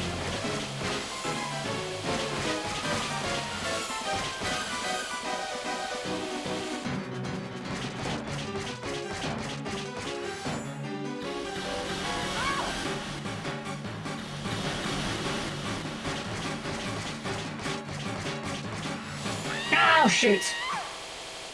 You know what's weird about how their movement works? It feels like... I swear sometimes there I was on the platform and sinking... Didn't mean to like that. Let's spend that again. I'm so used to my save data being the top one. It is not. Yeah, it feels like it's hard to tell when you're on a platform. Only you can play out the movement. I don't know how you change that to fix it, to be honest. Like, because I just hang in the air when you're not on the ground. Oh, we're getting MP in the cutscene. That's a bit cheap. Come on, gang. Come on, gang. That's a bit mean. We didn't matter, but come on.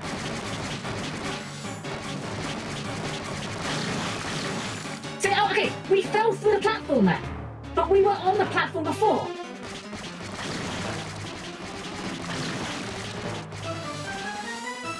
I don't know what time is their movement with that.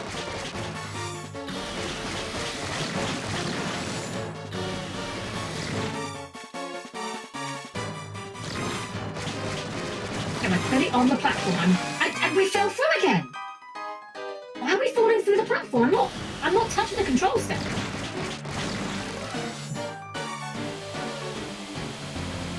That's actually really annoying.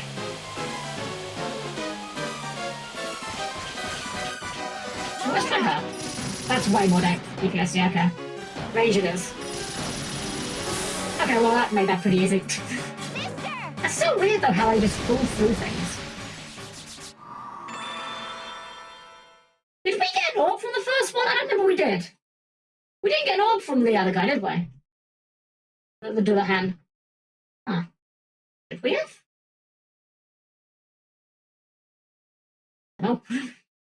But yeah, enjoy 100% my favourites, but not all of them. I couldn't imagine 100% inside. Oh yeah, some games for sure. My most masochistic 100% run was Crash Bandicoot 4, It's About Time. And I say this as someone that loves the Crash Bandicoot series. That game is a fun game, as long as you don't try to 100% it. The moment you decide that you want to 100% that game, it becomes a miserable slog of an experience. I would not recommend it to anyone.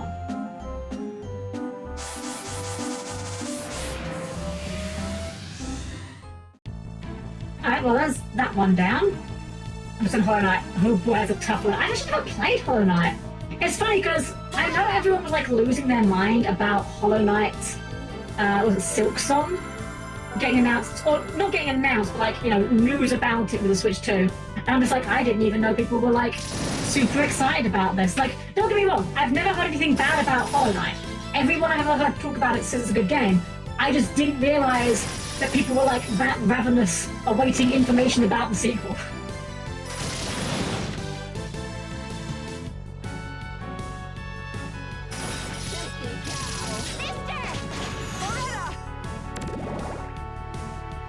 I'm trying to believe that's the paintings were now.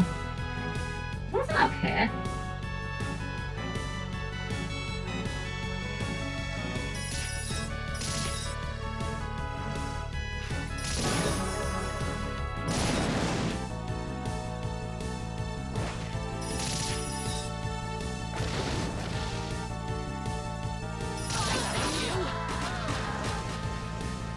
I think one of them was up. Oops, maybe not this area.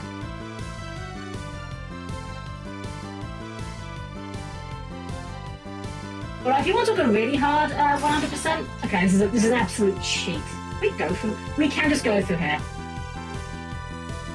So I have the same hitbox as the frog. Yeah, it's nice for shortcuts. But remember, up here... No, not here. Up here was a save room and one of the paintings. It really does just kind of trivialise a lot of things when you just fly in it. So it was announced February 14th, 2019, and then no news followed at all. So when the community saw a prominent later, I see. I mean, that's fair, honestly. Like, I've got no reason to think it's a bad game by any means. I knew people liked the first game. I just was unaware of the lore behind the lack of info, I guess. Oh, we have to commit frog violence now. Well, we were already doing frog violence earlier, to be fair. They have to have rebalanced these bosses, or these enemies rather. I'm certain these guys had more HP than this before.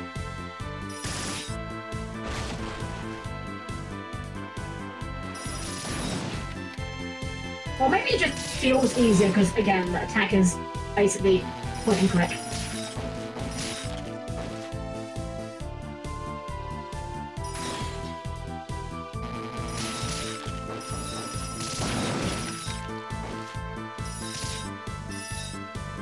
That's my 5th favourite game. So that's very specific. That's very specific. What may I ask are your other 4 then?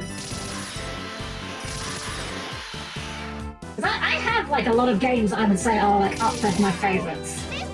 But I don't know that the list is so rich that I could easily define the 5th favourite game.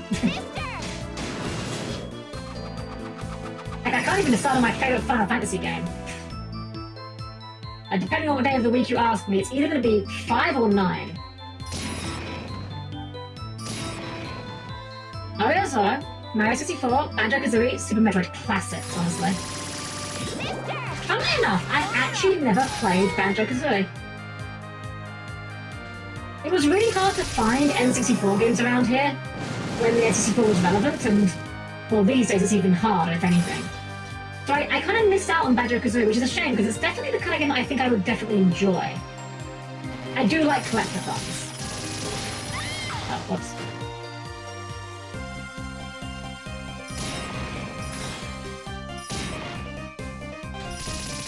Oh, wait, that's where he came from. Whoops. How would you let those ballad directions?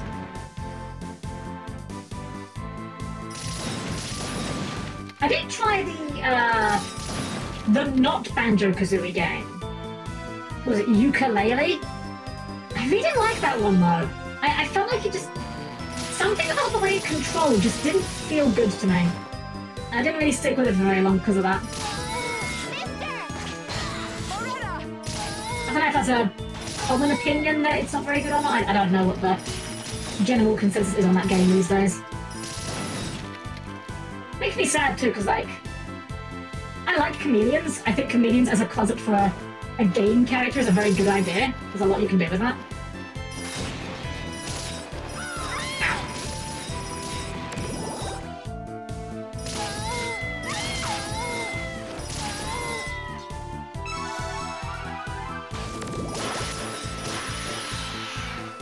Tell you what, fighting the harpies with this is way easier though. They do mean like, oh, their favourite animal? Yeah, they're really cool. When I was a kid, I always wanted a chameleon, and then like, you know, as I got older, I'm like, oh no, wait, they're actually like really hard to care for. Like, that's a lot of work. I'm like, nah, I'm good. I am someone who likes the idea of owning a lot of animals. Like, I like the idea of owning a chameleon, or having like a bunch of rabbits or whatever. But I'm realistic. And I know I would hate the reality of it. Very high maze. Yeah, exactly. But not. That's a neat. I like it. But the designs are good. Like the character designs are good. It was the gameplay just didn't really vibe with me, unfortunately. I can't remember exactly what it was. But like, I don't remember exactly what bothered me about the gameplay. I think it was the controls and something else, but again, I played it for very little, so who knows, maybe I'll give it a revisit one day and see if my... Oh, you! Yeah, together, right. Whatever that name's about.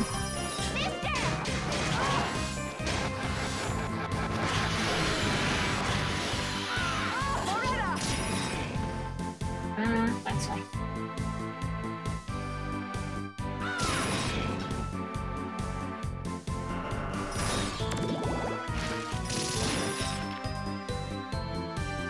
You know, it just occurred to me as well, not only do they not have, like, warp cycles, apart from, like, this float, they haven't got attack animations, they literally just, like, manifest the attacks. Which, hey, I'm not ragging on the developers, it's a smart way of using the assets to add more. Never gonna complain about that.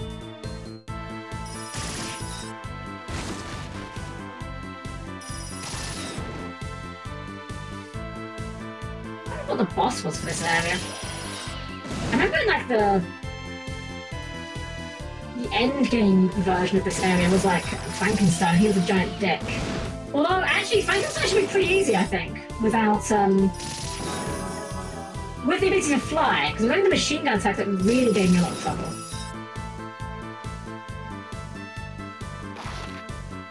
Oh yes, the frog, right. That one, I feel like that one's going to be quite easy as well with projectiles. It's almost like having the ability to go anywhere on the screen in a platform game without having to abide by gravity makes it easier. They're not even down there watching him! The ultimate disrespect. Oh, that's very low damage. Okay, physical it is. Yeah, there we go.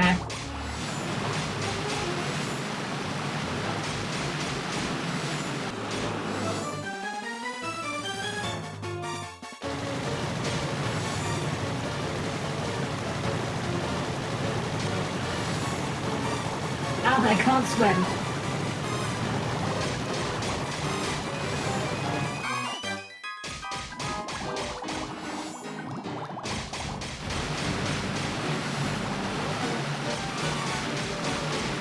Doesn't matter. Doesn't matter. Beeps is good enough.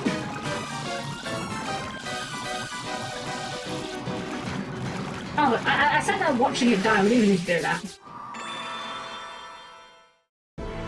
Now I'm really worried. Because I don't think we got a gem from the Dullahan, and I'm wondering if that's going to fuck us later. Either that or we got the gem and I just picked it up without even thinking about it.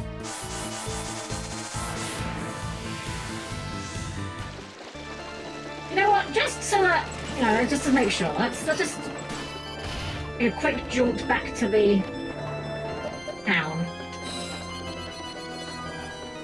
Oh, just the heels? Oh, okay, never mind. Never mind then. That answers that. Thank you. Frog the fish. I mean, they are both Aquas. Actually, wait, no, there is.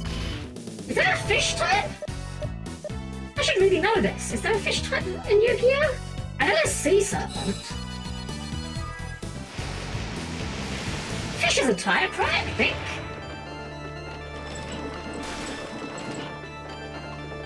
There is fish. Okay, I thought I was going mad there. I'm like, wait, there is definitely. Yeah.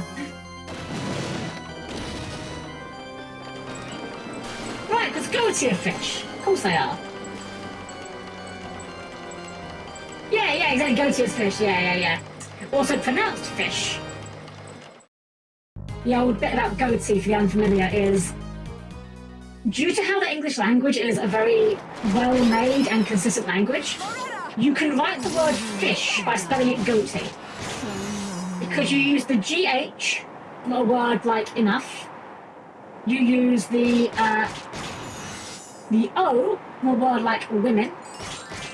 And you use the TI, more word like potion. Fish. Simple.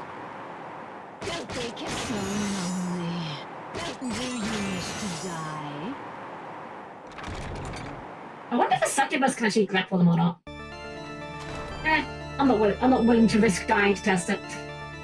So I know we're missing. Can we even trigger this? We can't even trigger this. That's unfortunate. Well, I guess one shortcut opens and one closes, although we can just fly up here.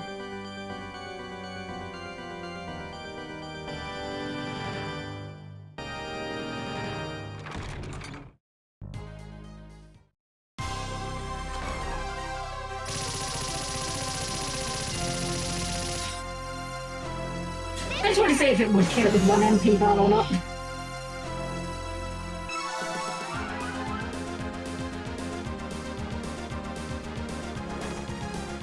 I don't know where everything is around here. There's a hill. Was there a browner near here? If so, we're not far off him.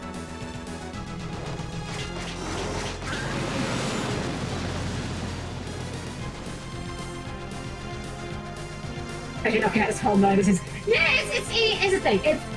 It's quick and easy from so far at least. Like, if anything, it's quite a nice little palate cleanser from the stress of the final boss. It's one of those things when it comes to games. Oh, do you just hold down there? Is that what you do? Am I just actually that stupid? Probably is the answer.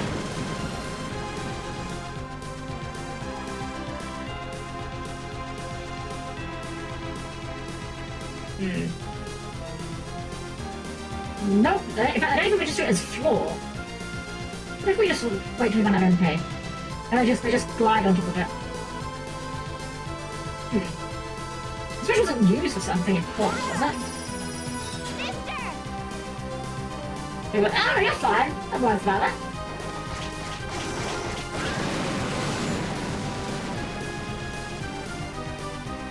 That's fine. We'll just do a bit more wandering. We'll figure it out eventually.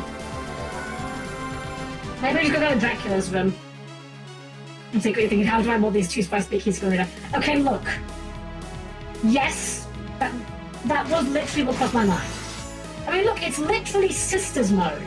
And as we all know, Hisco and Lita are definitely sisters and or besties. And nothing else. Like, look, I'm just saying, like, you know, it's... Are you saying you don't share milkshakes with your friends? Out of the same glass? That's just a thing that you do with your besties. That's just perfectly normal bestie behaviour. No need to make it weird. We don't have enough MP to make this. Okay, we barely do. I don't remember what this boss was.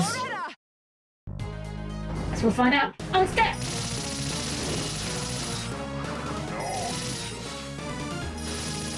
Ah, right, it's modes, right. Although it's going to be a lot easier when we can just hit him from a mile away with this.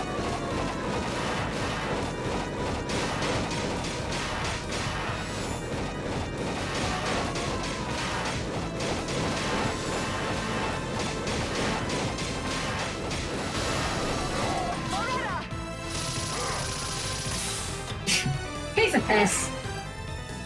How did you girls ever lose to Browner? Seriously. The sisters are like OP. How do they lose to anyone? Definitely for sure, platonic rumors. Exactly, absolutely, yeah. Look, are you saying if you had a Yu-Gi-Oh! R-Type based on you wouldn't special summon your best friend? I'm trying to puzzle out where we need to go, because I feel like part of the map is different. Xandri, thank you for the raid! Welcome in, our raiders. I'm Helm-Chan, the perfectly and no more robot maid. Welcome, welcome. We kicked Dracula in his stupid fucking Dracula face. And so we're playing this mode, which is like a bonus mode where you play as two of the girls from the story. Fellfire Links as well, thank you for the follow. Welcome in, welcome, welcome. As you're new, I'm Helm-Chan, the perfectly normal robot maid. Here on the channel we do all kinds of things. We do platformers, RPGs, and of course everyone's favourite table card game, the Yu-Gi-Oh! Trading card game. Okay, that one worked. Okay, I thought I'd try that while we're here. That worked. Okay, sure, why not? We're just going through this little bonus mode right now. I was just kind of dabbling in it, but it's pretty easy, so I'm like, fuck it, maybe we'll do the whole thing. That just goes up to where we were.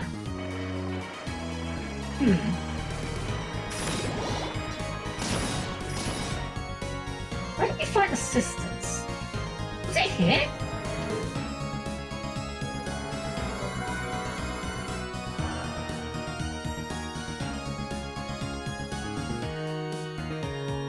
I feel like there was a boss here. Right, this was where we fought the sisters. Or one of them, because I remember the giant stupid swords here. Cogs already in place. No go-kart action, unfortunately. It's weird doing some of these areas with the core mechanic just missing, you know?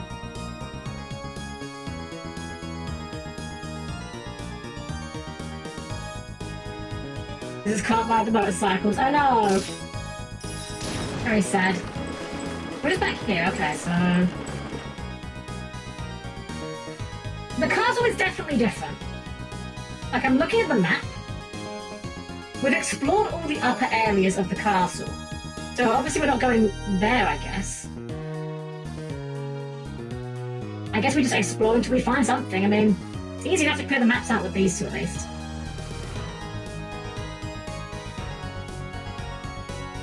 I do love these giant swords, they look so dumb.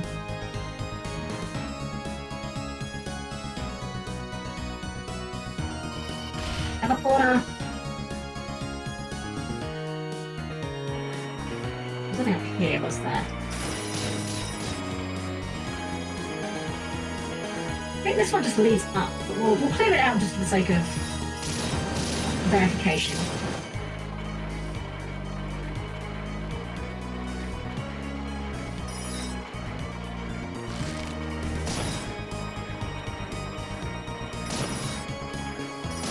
Ooh, more health. I wouldn't say no to health.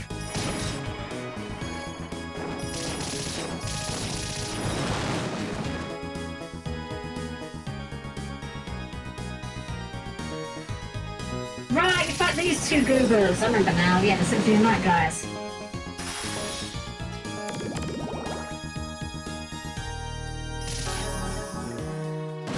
Do level ups even do anything for these characters? I have no idea. Can't see their stats, so it's all speculation, I guess.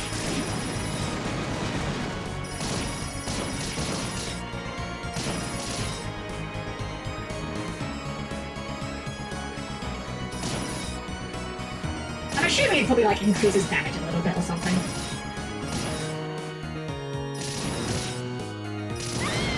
Oh, whoops.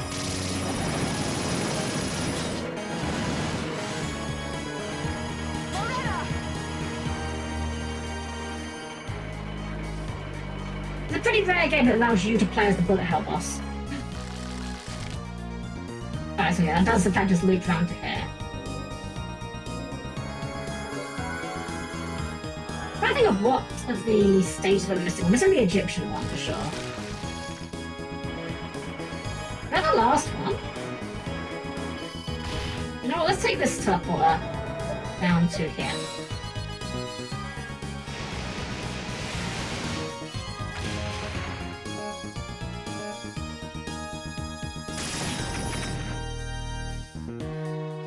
Poor hill guards. Can't even walk straight. Doomed to live on the stairs. Hill guard just like looks into the camera, shrugs. It's 11. Old Flintstones bit.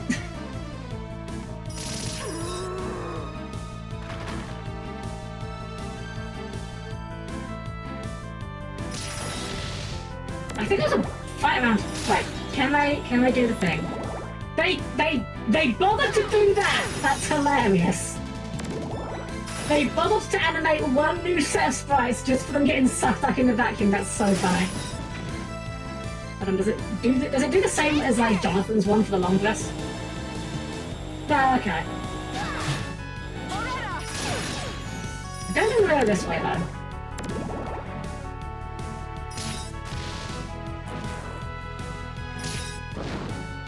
It's way up somewhere around here with like an encounter. Maybe I'm wrong.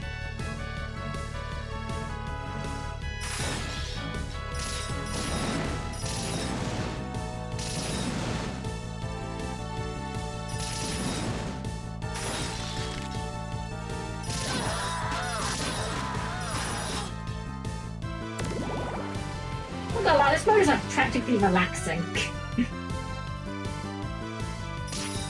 It's like click on things and they die. It's like playing Sniper in Team Fortress.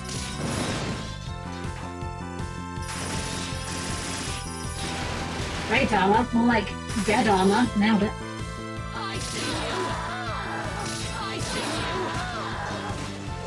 I do appreciate it though that they made them do it be like crazy powerful.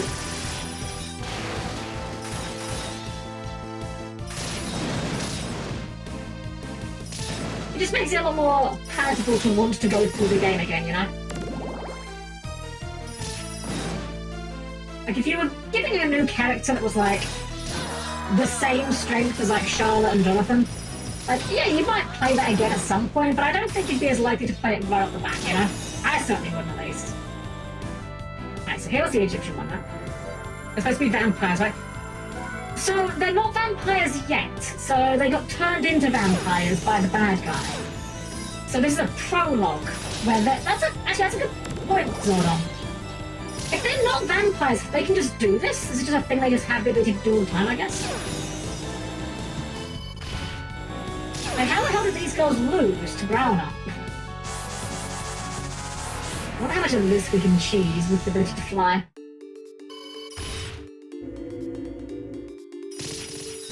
Maybe we can go. I wonder if we can go through the wrong entrance to the boss door.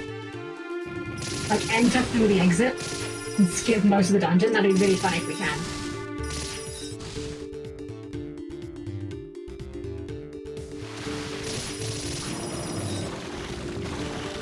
Also, since this is like the idea of this is like little paintings, right? Like all these areas we go to are just like Browner painted this thing, and with magic you can enter it. I feel like Browner is either not very creative or was holding himself back. I think this guy was doing tooling Yugi. I have done. Ah, it's okay. Thank you, then. If we find them, we find them. I'm kind of just challenging myself to just get blitzed through this in one, frankly, at this point. I can wait, so yeah, we normally can't go up this way, I don't believe. Until you have like the double jump. But we can just glide, so we're fine. We just cheat. Give the old Billy Mitchell special. You can enter the wrong way, it's really funny. Attack not Yugi, correct, good. Okay, takes elimination magic, so physical attacks out of the way. Oh, we don't have mana.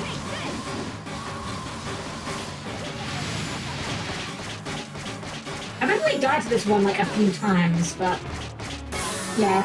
I was about to say, somehow I don't know if that was going to happen here. Or I don't even know if we actually needed to do this, to be honest. You know what? Since we don't have any like warps, we might as well go get that life up on the way out.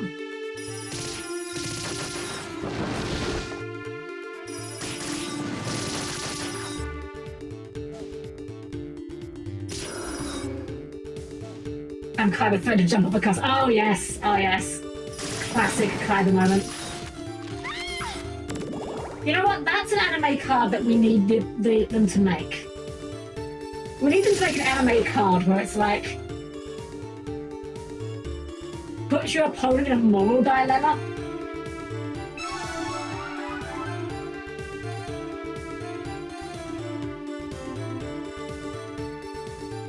Okay, I've got it. Here's how we do the moral dilemma card, right? Here's how we do it.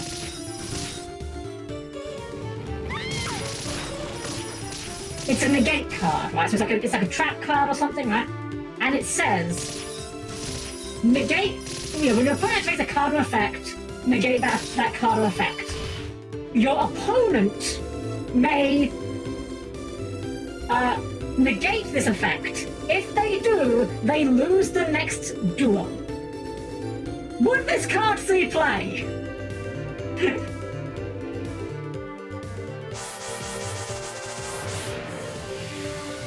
Basically, let me negate your thing, otherwise you just lose the next game. Actually, don't you know, we have, no, duel is the word, yeah. Duel is the singular, match is the best of three, yeah.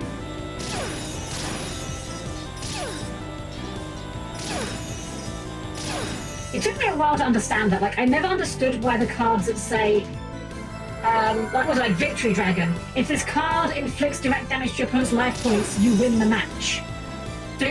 Sorry, not even just direct damage to their life points. If this card inflicts direct damage to your opponent's life points and reduces their life points to 0, you win the match. And I was just like, well, yeah, of course you do. They're at 0 life points. Why would you not win the match? I didn't realise at the time that that's what best of 3 meant. It was just a match.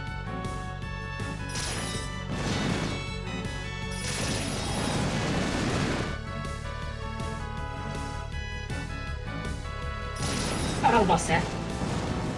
Oh, this guy, right.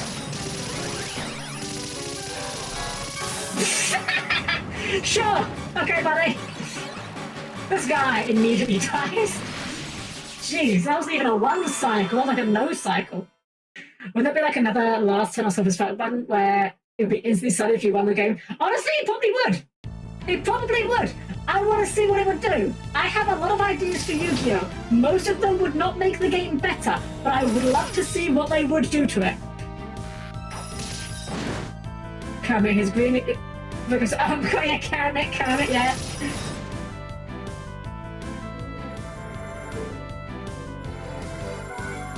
I'm just wondering, like, what we're actually trying to achieve. Like, what's our end state for this save? I guess maybe just like explore the entire castle and do all the portraits.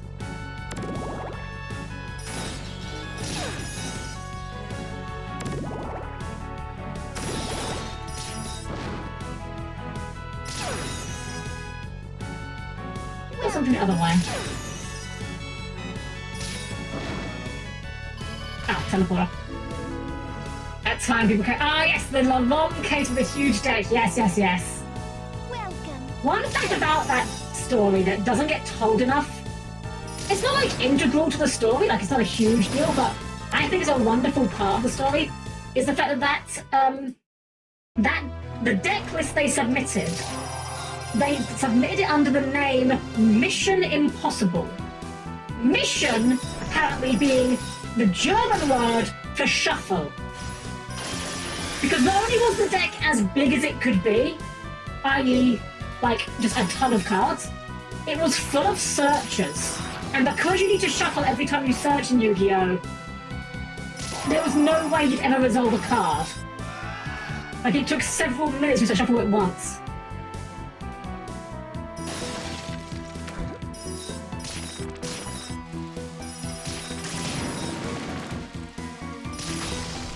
Was that breakable? Oh. I guess I probably would have done something there in Jonathan mode.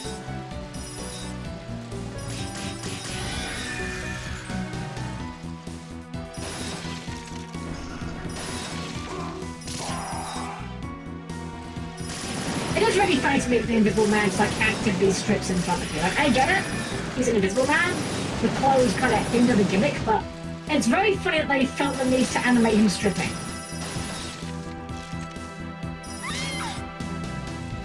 Oh.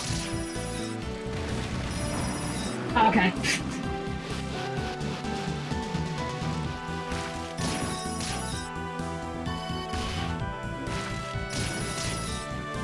Dragon Zombie is like a really nice sprite for monster you fight, I think exactly one time unless you go back there.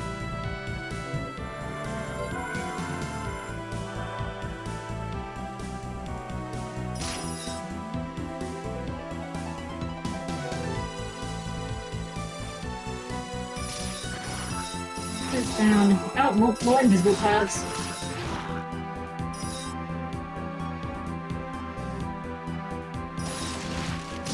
I guess that is the moral dilemma, isn't it? If you suddenly gained invisibility as a power, like, but it doesn't make your clothes invisible, would you start going around naked just to use the power?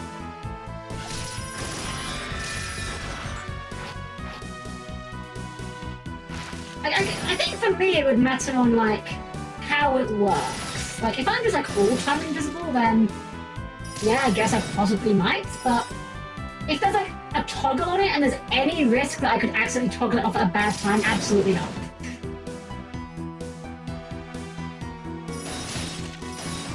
But then again, what if you think you're just invisible all the time? But there is, like, time limit on it and you just never notice it. Like, you turn invisible every, like, let's say, every 24 hours you turn visible for 10 minutes. But it only ever happens when you're asleep. So you never realise that. I don't even think we fought the golem. Confused. When will this happen in the Netflix series? I don't know anything about the Netflix series. I'm guessing it's not based on any of the games in particular, right? Like, I'm guessing it's doing its own thing. I have no idea. Unfortunately, I do not have Netflix, and I can't really justify it. If no tropical place or summer is always hot, I think it would still work out. True, but there's the other caveat. Like, what if it's just really cold? Would you deal with being really cold for the benefits of invisibility?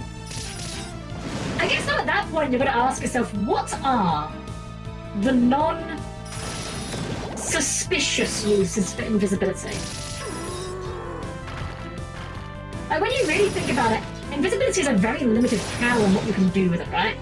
Like, outside of doing things that you probably shouldn't be doing, how many good uses for invisibility are there? Like, I guess you could be good at, like, sneaking into places, but when would you ever need to sneak into a place if you're doing something that you should be doing? I guess you'd be a good security system. Police work, so you can from all sort of people. There is that. But how are you taking them down? That's the question. Like, you can sneak up to the hostage, or the hostage taker rather. You've still got to get them down.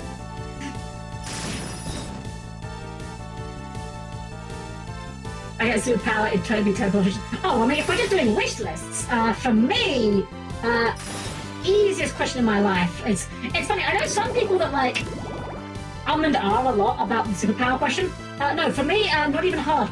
Transformation. I've always loved transformation as a superpower because it's one of those powers that gets exponentially more powerful the more creative you can be with it. Like, say you're Wolverine, right?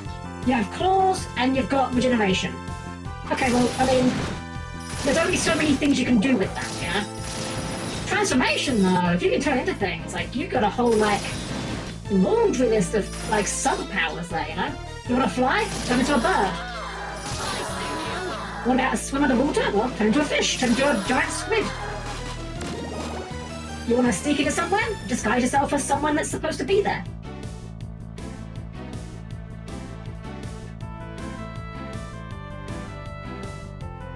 And even if you don't want to do anything like elaborate, like, you know, just want to make sure your hair looks good that day? Well, easy peasy, just snap your fingers and boom, instant hairdo. Although, that raises some questions, right? With the idea of transformations and powers, how does the contingency on them work?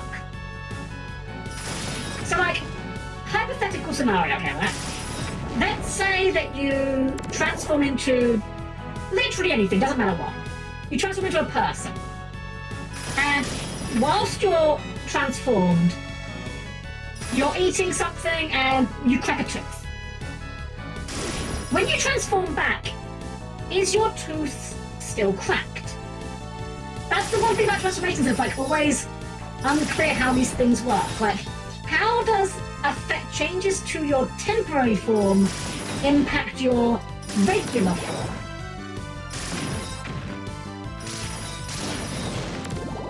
It's one of those things where, like, there is no correct answer for sure.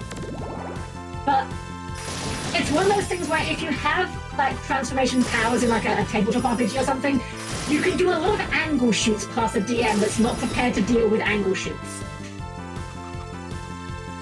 Gotta describe myself as Helm, best fit. Well, I mean, that's one way of doing it, I guess. I mean, I don't know about best. I mean, you'd be really bad at Castlevania for starters. I want to fly, honestly. Yes, it's boring, but I'd rather not have to worry about a car and go anywhere, just as long as you're not going over... Honestly, yeah, flying's a good one, honestly. Could I have been cars without the healing factor? Yeah, for sure. But I mean, you know what I'm saying, though. Like, Wolverine is a very one-note hero. What does he do? He has claws and he regenerates. That's it.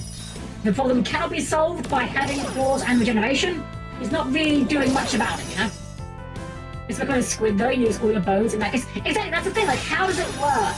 It's obviously, we'll never know. We don't have these abilities, but I'd love to try and, like, figure out a logical system for it. The fun part, they don't until they do. Or, like, another example, right? Let's say that you transform, right? For a long ass time, right? Let's say for, like, I don't know, let's go for, like, a really long number. Let's say for, like, 10 or even 20 years, right? You transform into someone else. You're living a second fake life, right? Well, after 20 years, you decide to turn yourself back into yourself. Is your old self also older for that transformation time, or not? Because if you've never been in your regular form for all that time, like, who knows, you know? Hey, welcome. Teleportation is way better, even if more teleportation time. Teleportation could be fun, honestly. For example, if it's equal train terms of information, it needs something to be equal size and matter. I think Mystique has the best translation. I agree, actually. If I was gonna, like, pick a specific character to copy, I think Mystique's kind of transformation is the best one. It's probably, like, less useful than something like, say, Beast Boy, where you can just turn into anything. But it's the one I would definitely want the most for myself.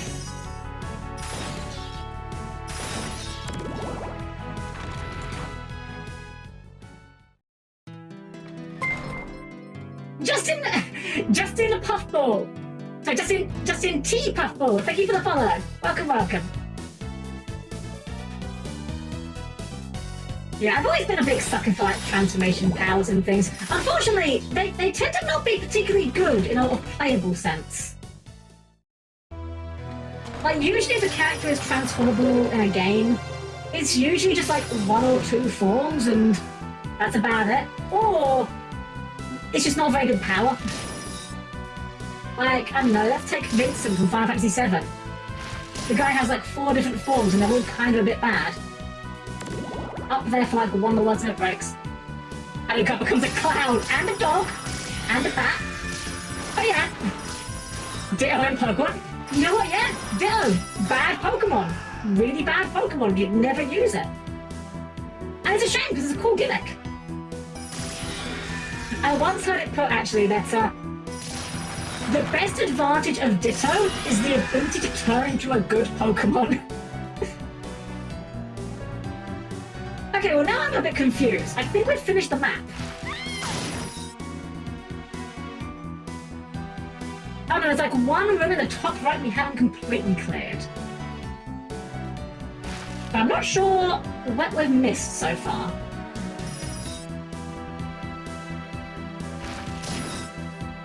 Although there was that one button, wasn't there? Let's go. I think this is closest. People used it just for other reasons. Oh yeah, I mean, as a utility, you know, for breeding, like he's good in that regard. But you know, as an actual Pokemon to send out in battle, he's pretty bad. Although I did hear someone say that he's apparently good, or is/was good in the TCG at one point. Again, I have no idea how he works at the TCG or what he does, or if I'm talking about a current set or an old set at this point, I have no idea. Okay, well, we had nothing in it that we didn't see. My dad said it's going well. How are you doing good yourself? Definitely doing a lot better on this Saturday, that's for sure.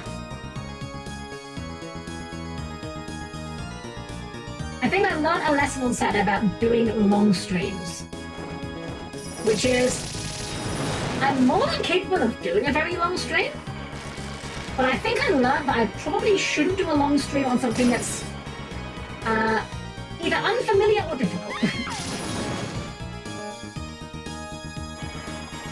That said, I do have an idea for a very, very long stream in the future. So, I've made it very clear about how, you know, I play Final Fantasy XIV, and I'll admit, I've not been, like, the most enthralled with the game as of late. I have felt like it's been a little bit lackluster. But I have an idea for a stream I want to do one time, for just a challenge, right? Fun little endurance stream challenge, right? Completing the entire game. And by completing the entire game, I mean doing every single dungeon, every single trial, every single raid. Unlocked them, they're already unlocked. Like, we're not doing the story. But can you do the entire bit of content for 14 in one sitting? The answer is probably yes. I'm probably gonna hate it by the end of it, but FF14 is an easy game and I know it inside and out, so it shouldn't be too hard. Alright, let's see if we can do the switch. How do we... Oh, what? It didn't work! Like, you know what? Maybe we need to have all the portraits done. No, it's just a shortcut. Ah. I don't know why it didn't work last time. Now where do we go, then? Do you wish to die?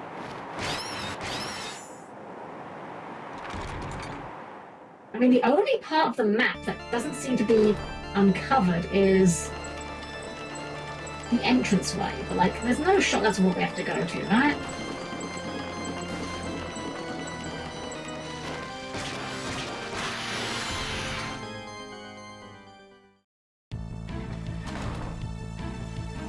We're going about the whole forbidden memory speedrunning history. It's like a nightmare to run. Oh yes, yes, it's a place. It's 100% RNG and it takes hours. My favourite fact about how that game works is the fact that the last few enemies in that game literally just draw half their fucking deck. Like, it shows 5 cards in hand, but actually they've got like 20 cards in their hand.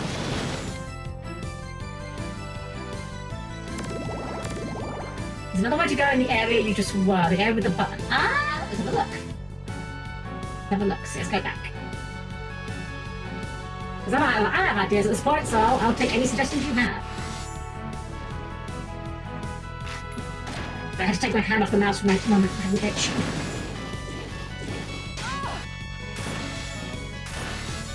Okay, so we went... Okay, I see what we're going. Or where we were.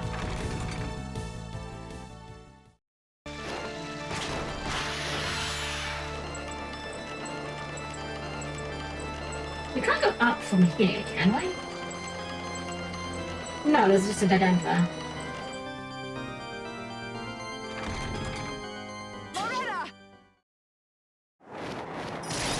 That was a succubus here, isn't it? Yeah. So lonely. Well, plenty of level ups at least. So, okay, up here. Is there anywhere else to go? Can't go left here. Go a little to the right and up. Square room. Ah, there is another exit. You're right, you're right. Good spot. Good spot. Yep, it's not even hidden, I just didn't see it. Good spot.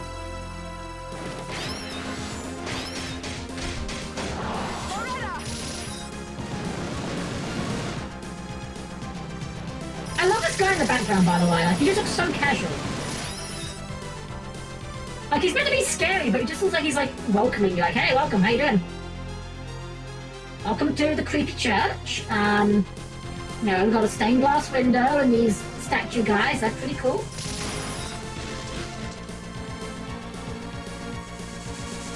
Oh yeah, the spin devil. How could I forget the spin devil? He's so silly. Let's try up first. So this is looking familiar. We shouldn't even bother shooting them, honestly. Yeah, this is looking mighty familiar.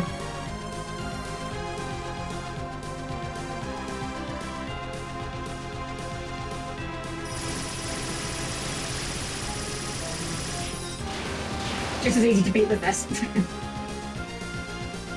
Well, I know exactly where we are now. We go up here. Save point on the right. And then this was where we found Rava, so this should be the end of the road. In theory. We have to do this the 4 painters again. Okay, we do have to do the not boss rush again. I don't know, we'll just start from left to right. Do a different order this time, why not?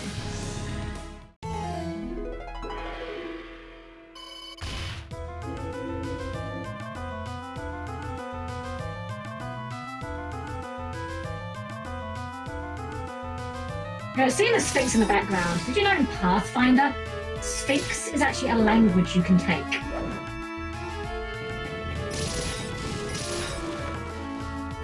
I remember I had one of my characters take it once. He was like a this character was he was a fun character. His name was Terry, and he was a mage. More accurately, he was a wizard, I should say. He was a wizard because he thought he took up being a wizard because he thought it would impress girls. Then he found out that the girls he was interested in weren't into mage types, they were into more fighter types. So he learned to use a sword, and he was bad at that as well. But he had Sphinx taken as one of his languages, and the players were like, why are you taking Sphinx? And I'm like, he's taking Sphinx for the same reason he does anything. He thought it would impress girls and make him look cool. It did not. No one spoke Sphinx, and most people didn't even know Sphinx was a language. I vaguely remember there was a save point around here somewhere.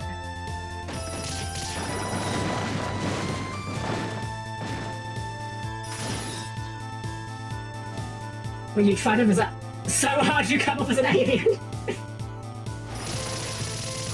I like to imagine that like the Sphinx language is full of just like double speak and double entendres and things. One of my favourite things actually was okay, bit of a tangent. If you've never heard of this, there was an anime series called Final Fantasy Unlimited. It was awful, terrible, barely watchable.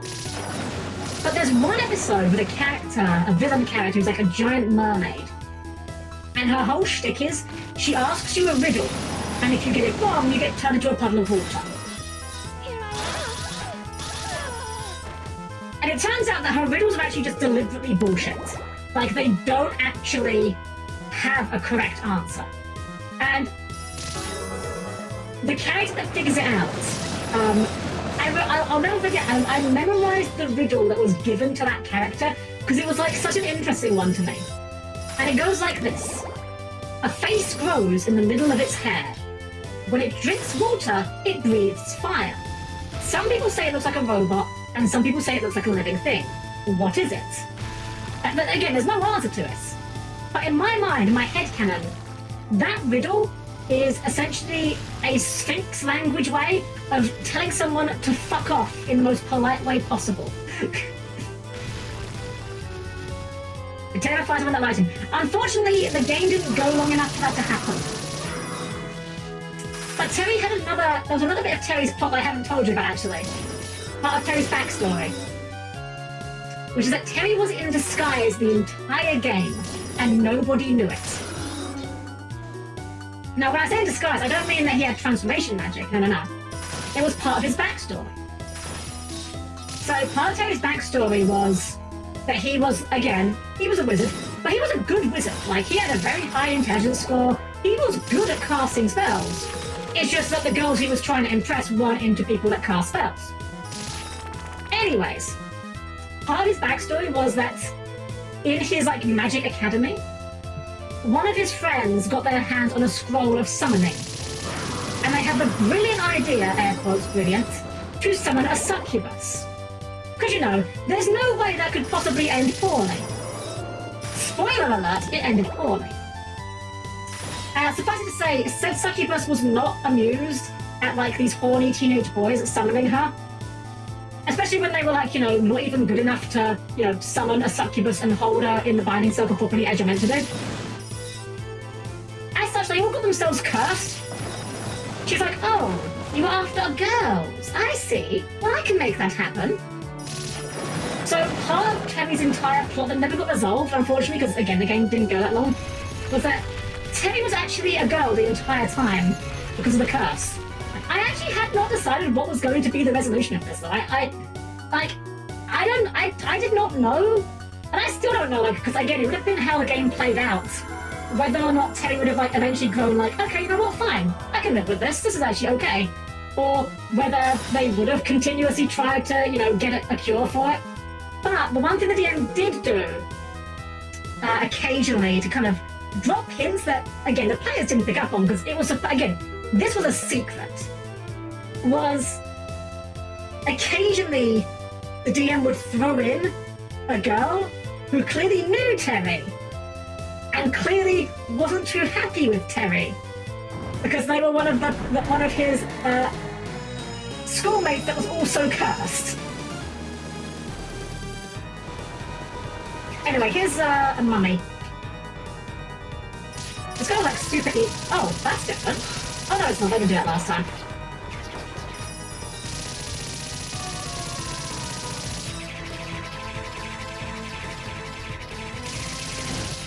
I wonder if the physical attacks will do more. Oh yeah, that's. I don't know. Probably 6 of one, half of the other.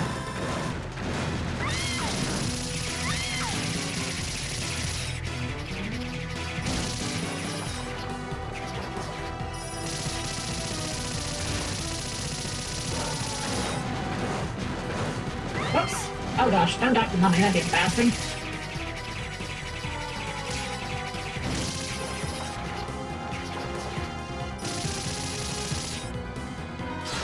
Classic. Ah! Wow, that is way more damage, isn't it?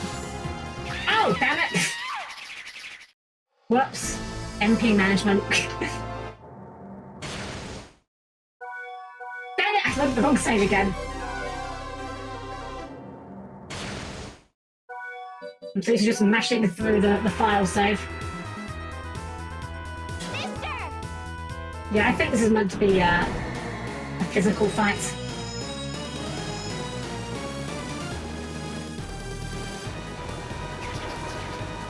Yeah, Terry's a good example of the kind of character I like to make. I like to make characters that aren't very serious. You can have serious moments for sure, but ow, that was unfair. I couldn't see where I was coming from.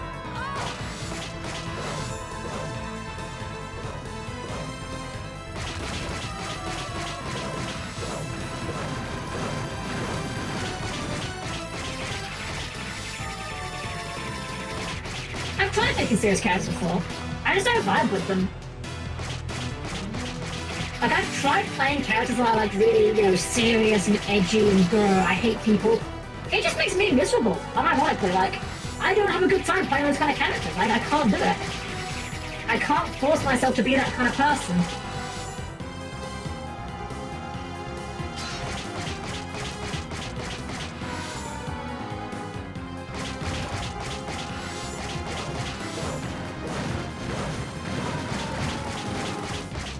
There we go.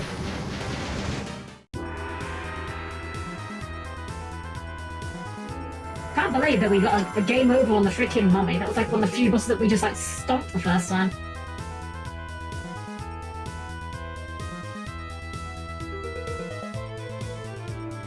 Okay, let's go this one.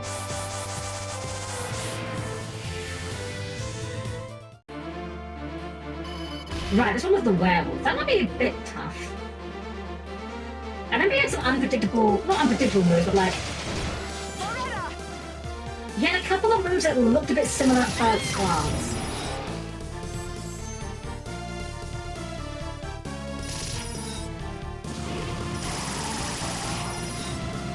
I'm not gonna lie, I like the Buster armors a lot, actually, they're very cool looking. Not sure how historically accurate they are. Again, game set in 1940s.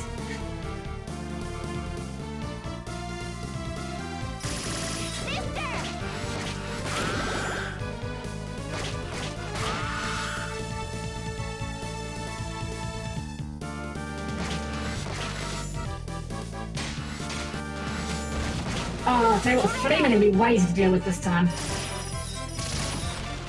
Wait a second. Oh, he falls apart when you hit him. Okay. I'm sitting there thinking, like, that took way less damage to take him down with a magical attack. Hold on.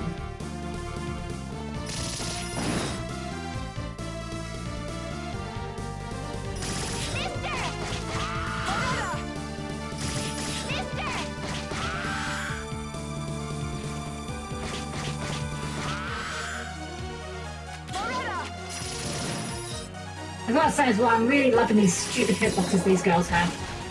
I feel like I've got tiny hitboxes. But you can make serious characters to have personality. Into the D&D, I imagine it depends on the person, place, it carries on. Oh, absolutely, absolutely.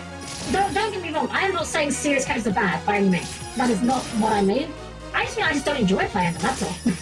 I'm not a very serious person by nature. I like to crack jokes and goof off, and you know. I actively look for any word that ends in the word ease so that I can make a D's nuts joke about it. You know, that's just kind of me.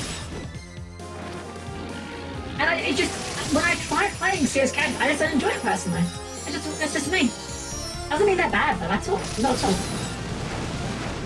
If anything, as someone that doesn't like playing serious characters, I appreciate the people that do play them, because that way you get more party variety, you know?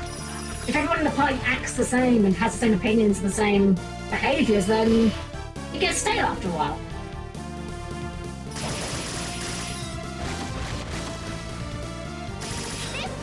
Like, I know some people that will say it when it comes to like their D&D tables, that you know, they'll outright ban.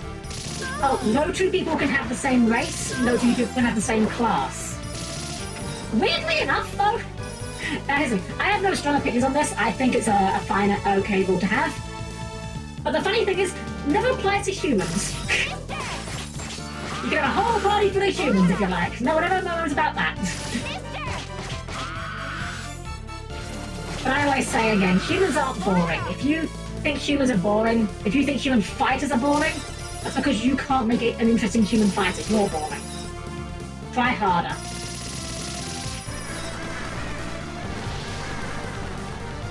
Group does get boring. Exactly.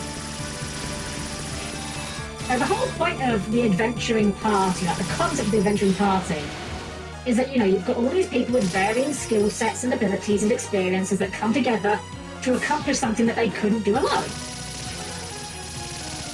So having them be different makes sense. I still don't know what the point of this cross is, by the way. Like, this has been in both the game modes. It doesn't do anything. Obviously significant, though. I'm called D&D Night One would be fun.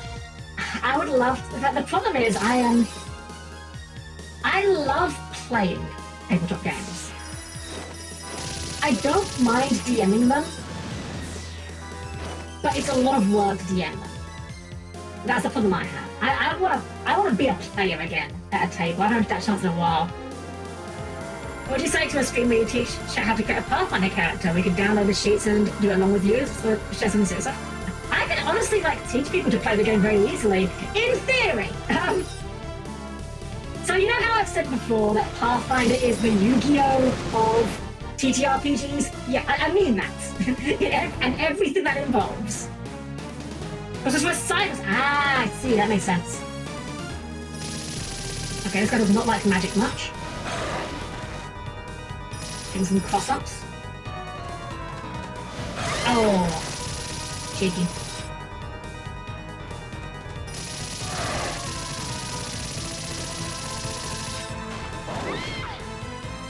One of my favourite TTRPGs that I don't get a chance to play very often because it's a TTRPG that really requires the right group. And when I say requires the right group, I mean you need a group of absolute fucking weebs, and I say that with affection because I am an absolute fucking weeb. And it is called, I know, hear me out, it's called Maid RPG. It is apparently the first Japanese role-playing game to be translated to English. And the fact that the first Japanese role-playing game to be translated to English was the Maid one is very funny to me. If I could put one-shot on... Hey, if you want to cook up a one-shot Cassie, I am down for it. Whoops, I did not mean to do that. I will be down for it. I do not require convincing to roll up character sheets. Heck, I read my Pathfinder first edition books recreationally. Like, sometimes I'm reading the bath instead of watching YouTube, and ironically, I will just sit there with my Pathfinder book, reading yes, this is an interesting archetype. I've owned this book for several years, and I never considered that if you put it with this, you can do this. See, it's literally Yu-Gi-Oh! They have archetypes and everything.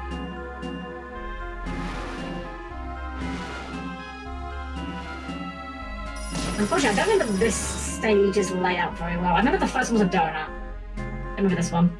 You just didn't know about all the Bevel character class options. I mean, I'm down for it. Fuck it, we can do one of those next. Maybe we can make it next week. I'm happy to sit down and nerd the fuck out about Pathfinder and everything it entails, because there's a reason why Pathfinder First Edition is my forever system. It is a system that, it doesn't matter how long it's been, I could easily go back and play it any day. I do want to try second edition, but second edition just put me in a very awkward spot because I own literally every book ever released in hardback for first edition. And at that point, it's kind of a bit of a hard sell for me, you know? Pathfinder second edition is functionally the same kind of game as first, they're both medieval fantasy games. I don't need another system that does that. You know what I mean? I know they're very different systems, they're very different, but if I want to learn a new system, it's got to either really change up how you play the game, or have a very interesting theming. Although, I'll admit, when it comes to theming, that's a weird thing for me as well. Maybe this is a me issue, I don't know. Things that talks nerdy to myself. Maybe this is a me issue, I don't know. But when it comes to tabletop RPGs, one issue I personally have is I often struggle to make a character for a system. What I mean by that is if a system has a baked-in setting, where the lore is really important, right? Say, I don't know, what's a good example of a setting with a lot of lore?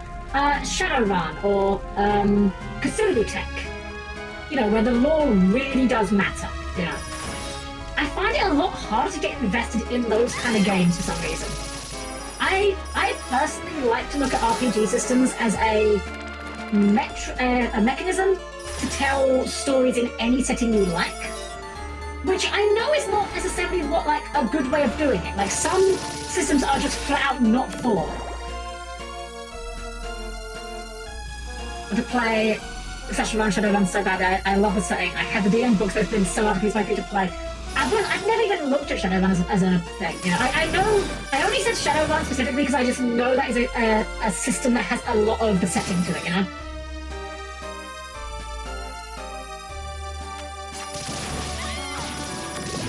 I think part of it comes down to I think I've mentioned this before. I think I've told you guys about this before. How I had this weird pride when I was DMing. Pride is a weird word for it. Obsession, I guess. For everything I made in my games. Whoops, that is the wrong. Hold on. Sorry, I accidentally grabbed the bar and shrunk the window. Everything I made in my games, I would always want to make it bespoke. I didn't want to steal assets or borrow assets, and that kind of led me burning it. I think that's part of it. Like, I feel like if I'm using another setting, I'm somehow not doing the work myself I should be. Which is obviously nonsense. Like, that's not. No one thinks that way. I think the shot's maybe better, just for the range.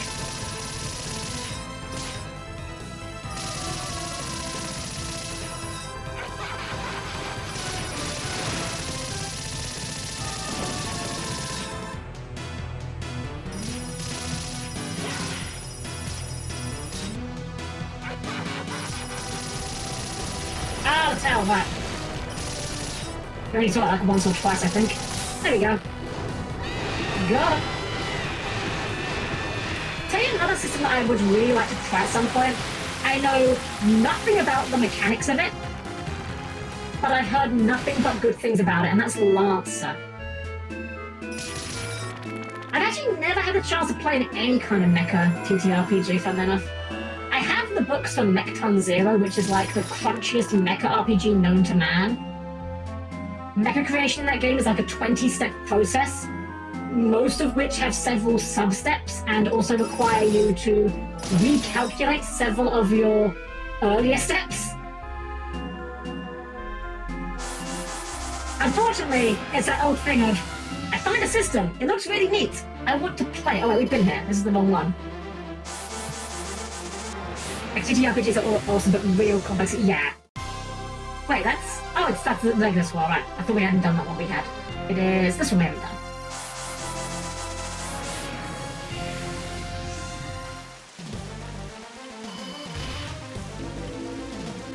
Like, at one point I tried to convince my friends that, like... I was so desperate to try it out. I was like, okay, you know what, I'll DM it. Let's do Mechton, but they weren't that interested in it either. And Mechton is like a lot of work as well, because like you can't really bullshit the encounters in that game. To how in-depth everything is, and if they steal a mech, then you've got to, you know, have that stat block on hand for them. Man, I love how we just delete those trees, that's really nice. Like a friend of mine that loves the crunch of Mechton Zeta and likes to DM it and makes the mechs for me, and my other friend who don't like that much crunch. See, I like crunch, honestly. I've actually been put off systems for not having crunch. Does Pathfinder have that Falconer? I had seen that one in the rulebook, and I looked up online. Yes! So if I... Okay, let's see. Falconer is an archetype for the Ranger class, I believe. And it basically kind of limits your options for your animal companion in exchange for giving you a falcon, if I'm okay. Wait, is it... Hold on, is Falconer a Ranger class, or is it a different one? It might be a Cavalier archetype, actually. So, like, the thing about Pathfinder that's, like, fucking awesome, and why you should definitely play it, is there is so many options for Pathfinder classes, they may not all be good. What the fuck? Rose toilet? Okay. If we missed that one the first time through. But yeah, Pathfinder has so many options of, like, if you can tell me you have a concept of something you want to do, I can find you something in Pathfinder that will get you there. It may not get you there at level 1, it might take a few levels, it might take a few items, but I will get you there, one way or another. If you want to just have a pet falcon that can do things, there's like many, many ways you can do that. Absolutely. But the unfortunate thing about Pathfinder, though, is... I say unfortunate. It's fortunate/unfortunate depending on your perspective. Pathfinder is a system that very much rewards good system mastery, but it also can be decently punishing if you don't have good system mastery. And in that sense, it's like Yu-Gi-Oh! Like, yes, you can play, you know, what's not a bad deck, what's like an okay deck. You can play Trap Tricks if you like, absolutely. And you can have fun playing Trap Tricks if you like. But you will have worse results than if you're playing Labyrinth. And unless you have like the knowledge of the system to make those distinctions at a glance, it can be quite frustrating for newcomers. My other personal thing about Pathfinder that I dislike, and there's no solution to this unfortunately because of how the system is set up, Pathfinder very much encourages and rewards you to min-max. Now, I am not someone for whom min-maxing is a dirty word. I actually like min-maxing, because again, the whole point of the adventuring party is different abilities, different skills. If everyone can do everything, then why do you need the party? But like, for example, in Pathfinder, if you want to grapple in Pathfinder, you are a grappler. Like, you aren't going to be doing lots of, like, you know, small investments into little side things. Like, if you want to be grappling in Pathfinder, grappling is the one thing you are doing. If you want to be disarming in Pathfinder, disarms are the one thing you will be doing. If you are not a grappler and you try to grapple, you are going to fail 99 times out of 100. That is one of the things I dislike about the system. I don't know that there is a solution to it, honestly. This is how it's set up, but... That said, they are very powerful options. Like, grappling and disarming can, like, single-handedly end an encounter. They're kind of crazy.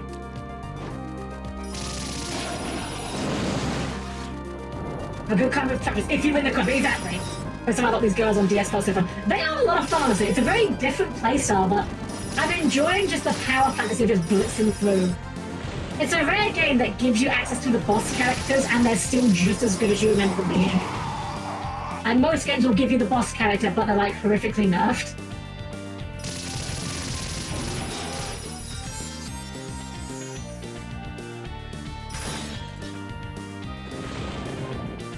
Alright, Frankie. You gave me a lot of trouble before. Let's see how it does this time.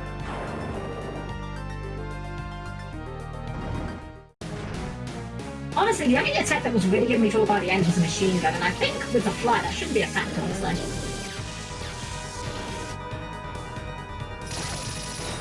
Oh, we still took one hit.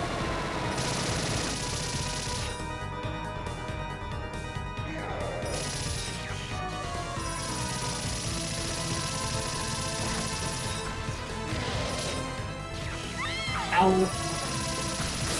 Easy peasy. I've been willing to maximize potential on D&D Plus means I can enjoy the experience from roleplaying. Exactly, that's the thing, right? That's my big thing about min-maxing. A lot of people have this idea in their head that if you build a character efficiently and maximize what they're good at, that you're not going to be a good roleplayer. That's factually just not true. They're completely unrelated things. Like, you can be the best roleplayer in the world and still have an optimized character. Similarly, this is one thing that I see some people do, and this kind of gets me a little bit, I'm going to be honest, it's one of my bugbears. Some people seem to have this idea in their head that the less competent their character is, the better of a role player they are. And that one really bugs me, honestly. It's like, no, that doesn't mean you're a better role player. It just means you're being more of a drain on your group's resources. You can be both. Alright, well, I guess let's go brown, I guess. Totally gonna submit to speedrun.org afterwards. Wait, they've already turned purple here. Ah! Stay back! Oh, he has a different colour palette. He's actually human now. But you hurt so badly! Brawler! Hello there! Oh. Well, I guess it answers how they got turned into vampires. Stella! You didn't even walk, just floats over. Have no fear, I shall grant you a world of peace, my beloved daughters. Stop it, please! Oh, okay. I don't quite know what I expected about the front ending there, but there we go. Well, I think that definitely classifies as getting our revenge on Dracula there. We can't all be Jar Jar Binks and stumble our way through it. Exactly. I remember reading on the... one of the Reddits that I like to read on my lunch break sometimes is RPG horror stories. Now, I'm not going to say that everything on there is like, you know, what's the word, real. But I remember reading one story on there once, where this person was talking about that they were playing a cleric in Dungeons & Dragons 5th edition.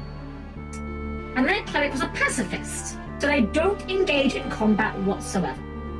Okay, that's fine. Nothing wrong with that. Just there's plenty of ways you can play a cleric and not engage in combat. Clerics get healing spells, they get access to some of the best buffing spells in the entire game. There's a lot you can do. And then they said, I also decided to make wisdom their dump stat. Wisdom is the cleric's main stat. It is the one stat clerics should have high. When your wisdom is low, you are bad at spellcasting. So this character could not fight because they chose not to. That's fine. And was bad at casting spells because the player chose to make them do so. And I'm just like, what are you here for at that point? You're not contributing meaningfully to combat. And like, don't get me wrong, not every tabletop RPG is combat focused. And that's fine. But D&D sure as hell is. Anyways, I enjoyed that Sisters Mode actually. That was a nice little palate cleanser, honestly. That is something I could imagine, like, if you had this on DS, just like sitting around and like, oh, you know what, I'm just gonna do a quick Sisters run, because that took us like, what, about just under 2 hours? And even then, we definitely didn't path optimally, that's for sure. Roll away the characters to sit at a table and do nothing. Yes, exactly. It's wild. And honestly, it's one of those things that's a bit of a shame. I've seen this happen before, where people will join tabletop groups, but they don't care about the game. And I don't mean that like in some sort of gatekeeping manner.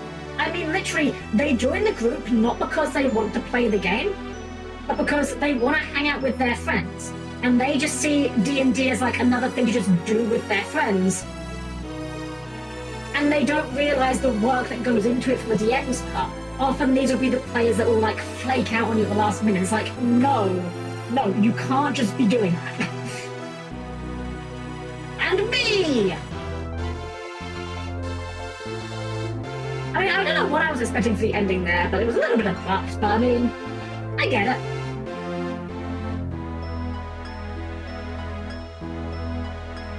No Fog the Jam this time, though. Was the end portrait different last time? I don't remember. I wasn't paying that close attention. Either way, we did it, guys! I think we can safely say we can put this game to bed. I don't know if we'll be doing another Castlevania here on the channel. Maybe we will do it for, like, Halloween or something.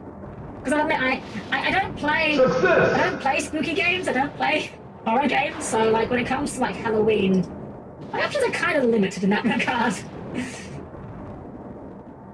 Let's not sell this doom and gloom, shall we? Let's go to our chat screen at least, sir. Please keep your arms, legs, and other body parts clear of the closing dots, and I'll see you there in just a sec. Alrighty, guys. Well, I for one, I'm really glad we did this. Genuinely. Again, it's no secret. Last week, I was in a great spot. I put myself in a really bad position. I tilted myself off the face of the earth. And I sat down and I thought to myself, there's two ways this goes down. There's two ways that we move forward from here. Either we fix the mental, we try it again ASAP while it's still fresh in my mind, and we beat it. The alternative was we just say fuck it and we never play it again and we never play any fucking Castlevania ever again. So I'm really glad we did.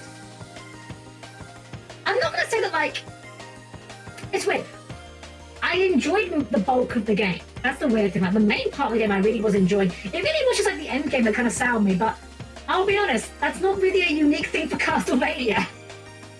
I can think of several games in the past where I've gotten right to the very end and then like a difficulty spike just destroys me and I just rage quit because I'm very bad at taking losses.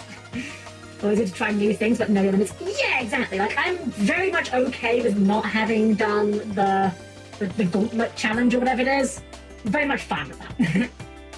I enjoyed the game, like I said, and I'm glad we saw the credits, but it's definitely the kind of game where it's like, I'm not worried about 100%ing it. And that's fine. Again, not every game needs to be 100%ed.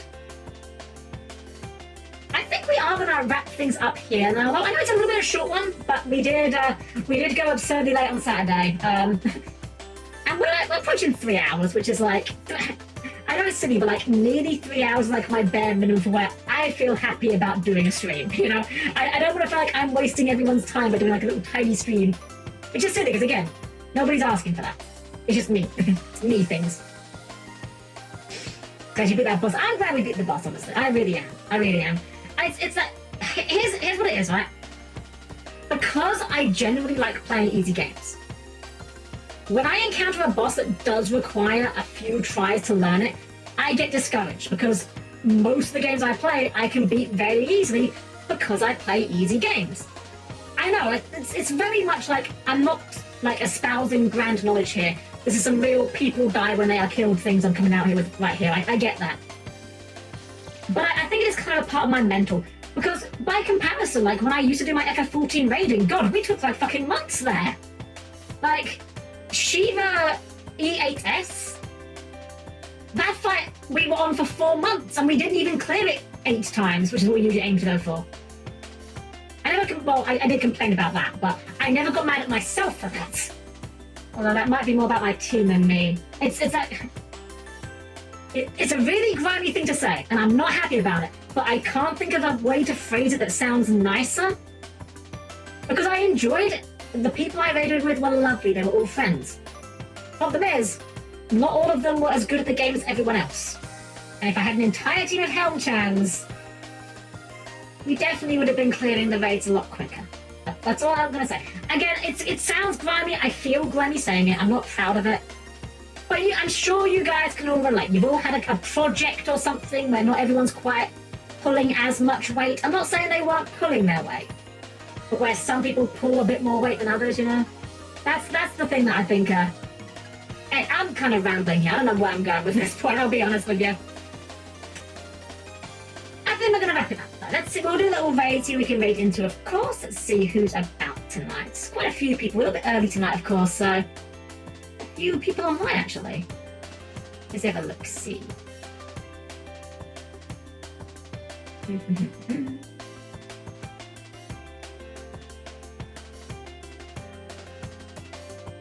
Oh, you know what? You know what? Definitely raid into him for a little while. We're going to raid into Kokoro Hana. She's playing some Monster Hunter Wilds right now, but it's her 2-year affiliate anniversary. So I can't think of anyone better to give some love to. So let's give a perfectly normal made raid. But we're going to change up a little bit. Happy anniversary. There we go. That's a word that I've just invented. This is a real word. It's copyrighted to me. That's not... Hold on. Anniversary. There we go. I'm missing an I. Second one is correct. As always, if you're not subscribed, you can always do a heart, you can do a smiley face, just do something nice. That's all I ask of you guys. We will be skipping Thursday again. We have to look after my sister unit's little robots, so we'll be no stream on Thursday, but we'll be back on Saturday with some more Final Fantasy IX. It's going to really throw me off having Final Fantasy IX on Saturday and then again on Tuesday the following week. But that's fine. Thanks for joining me here again, everyone. We fucking pounded that stupid vampire into the dirt, get absolutely destroyed, get called by.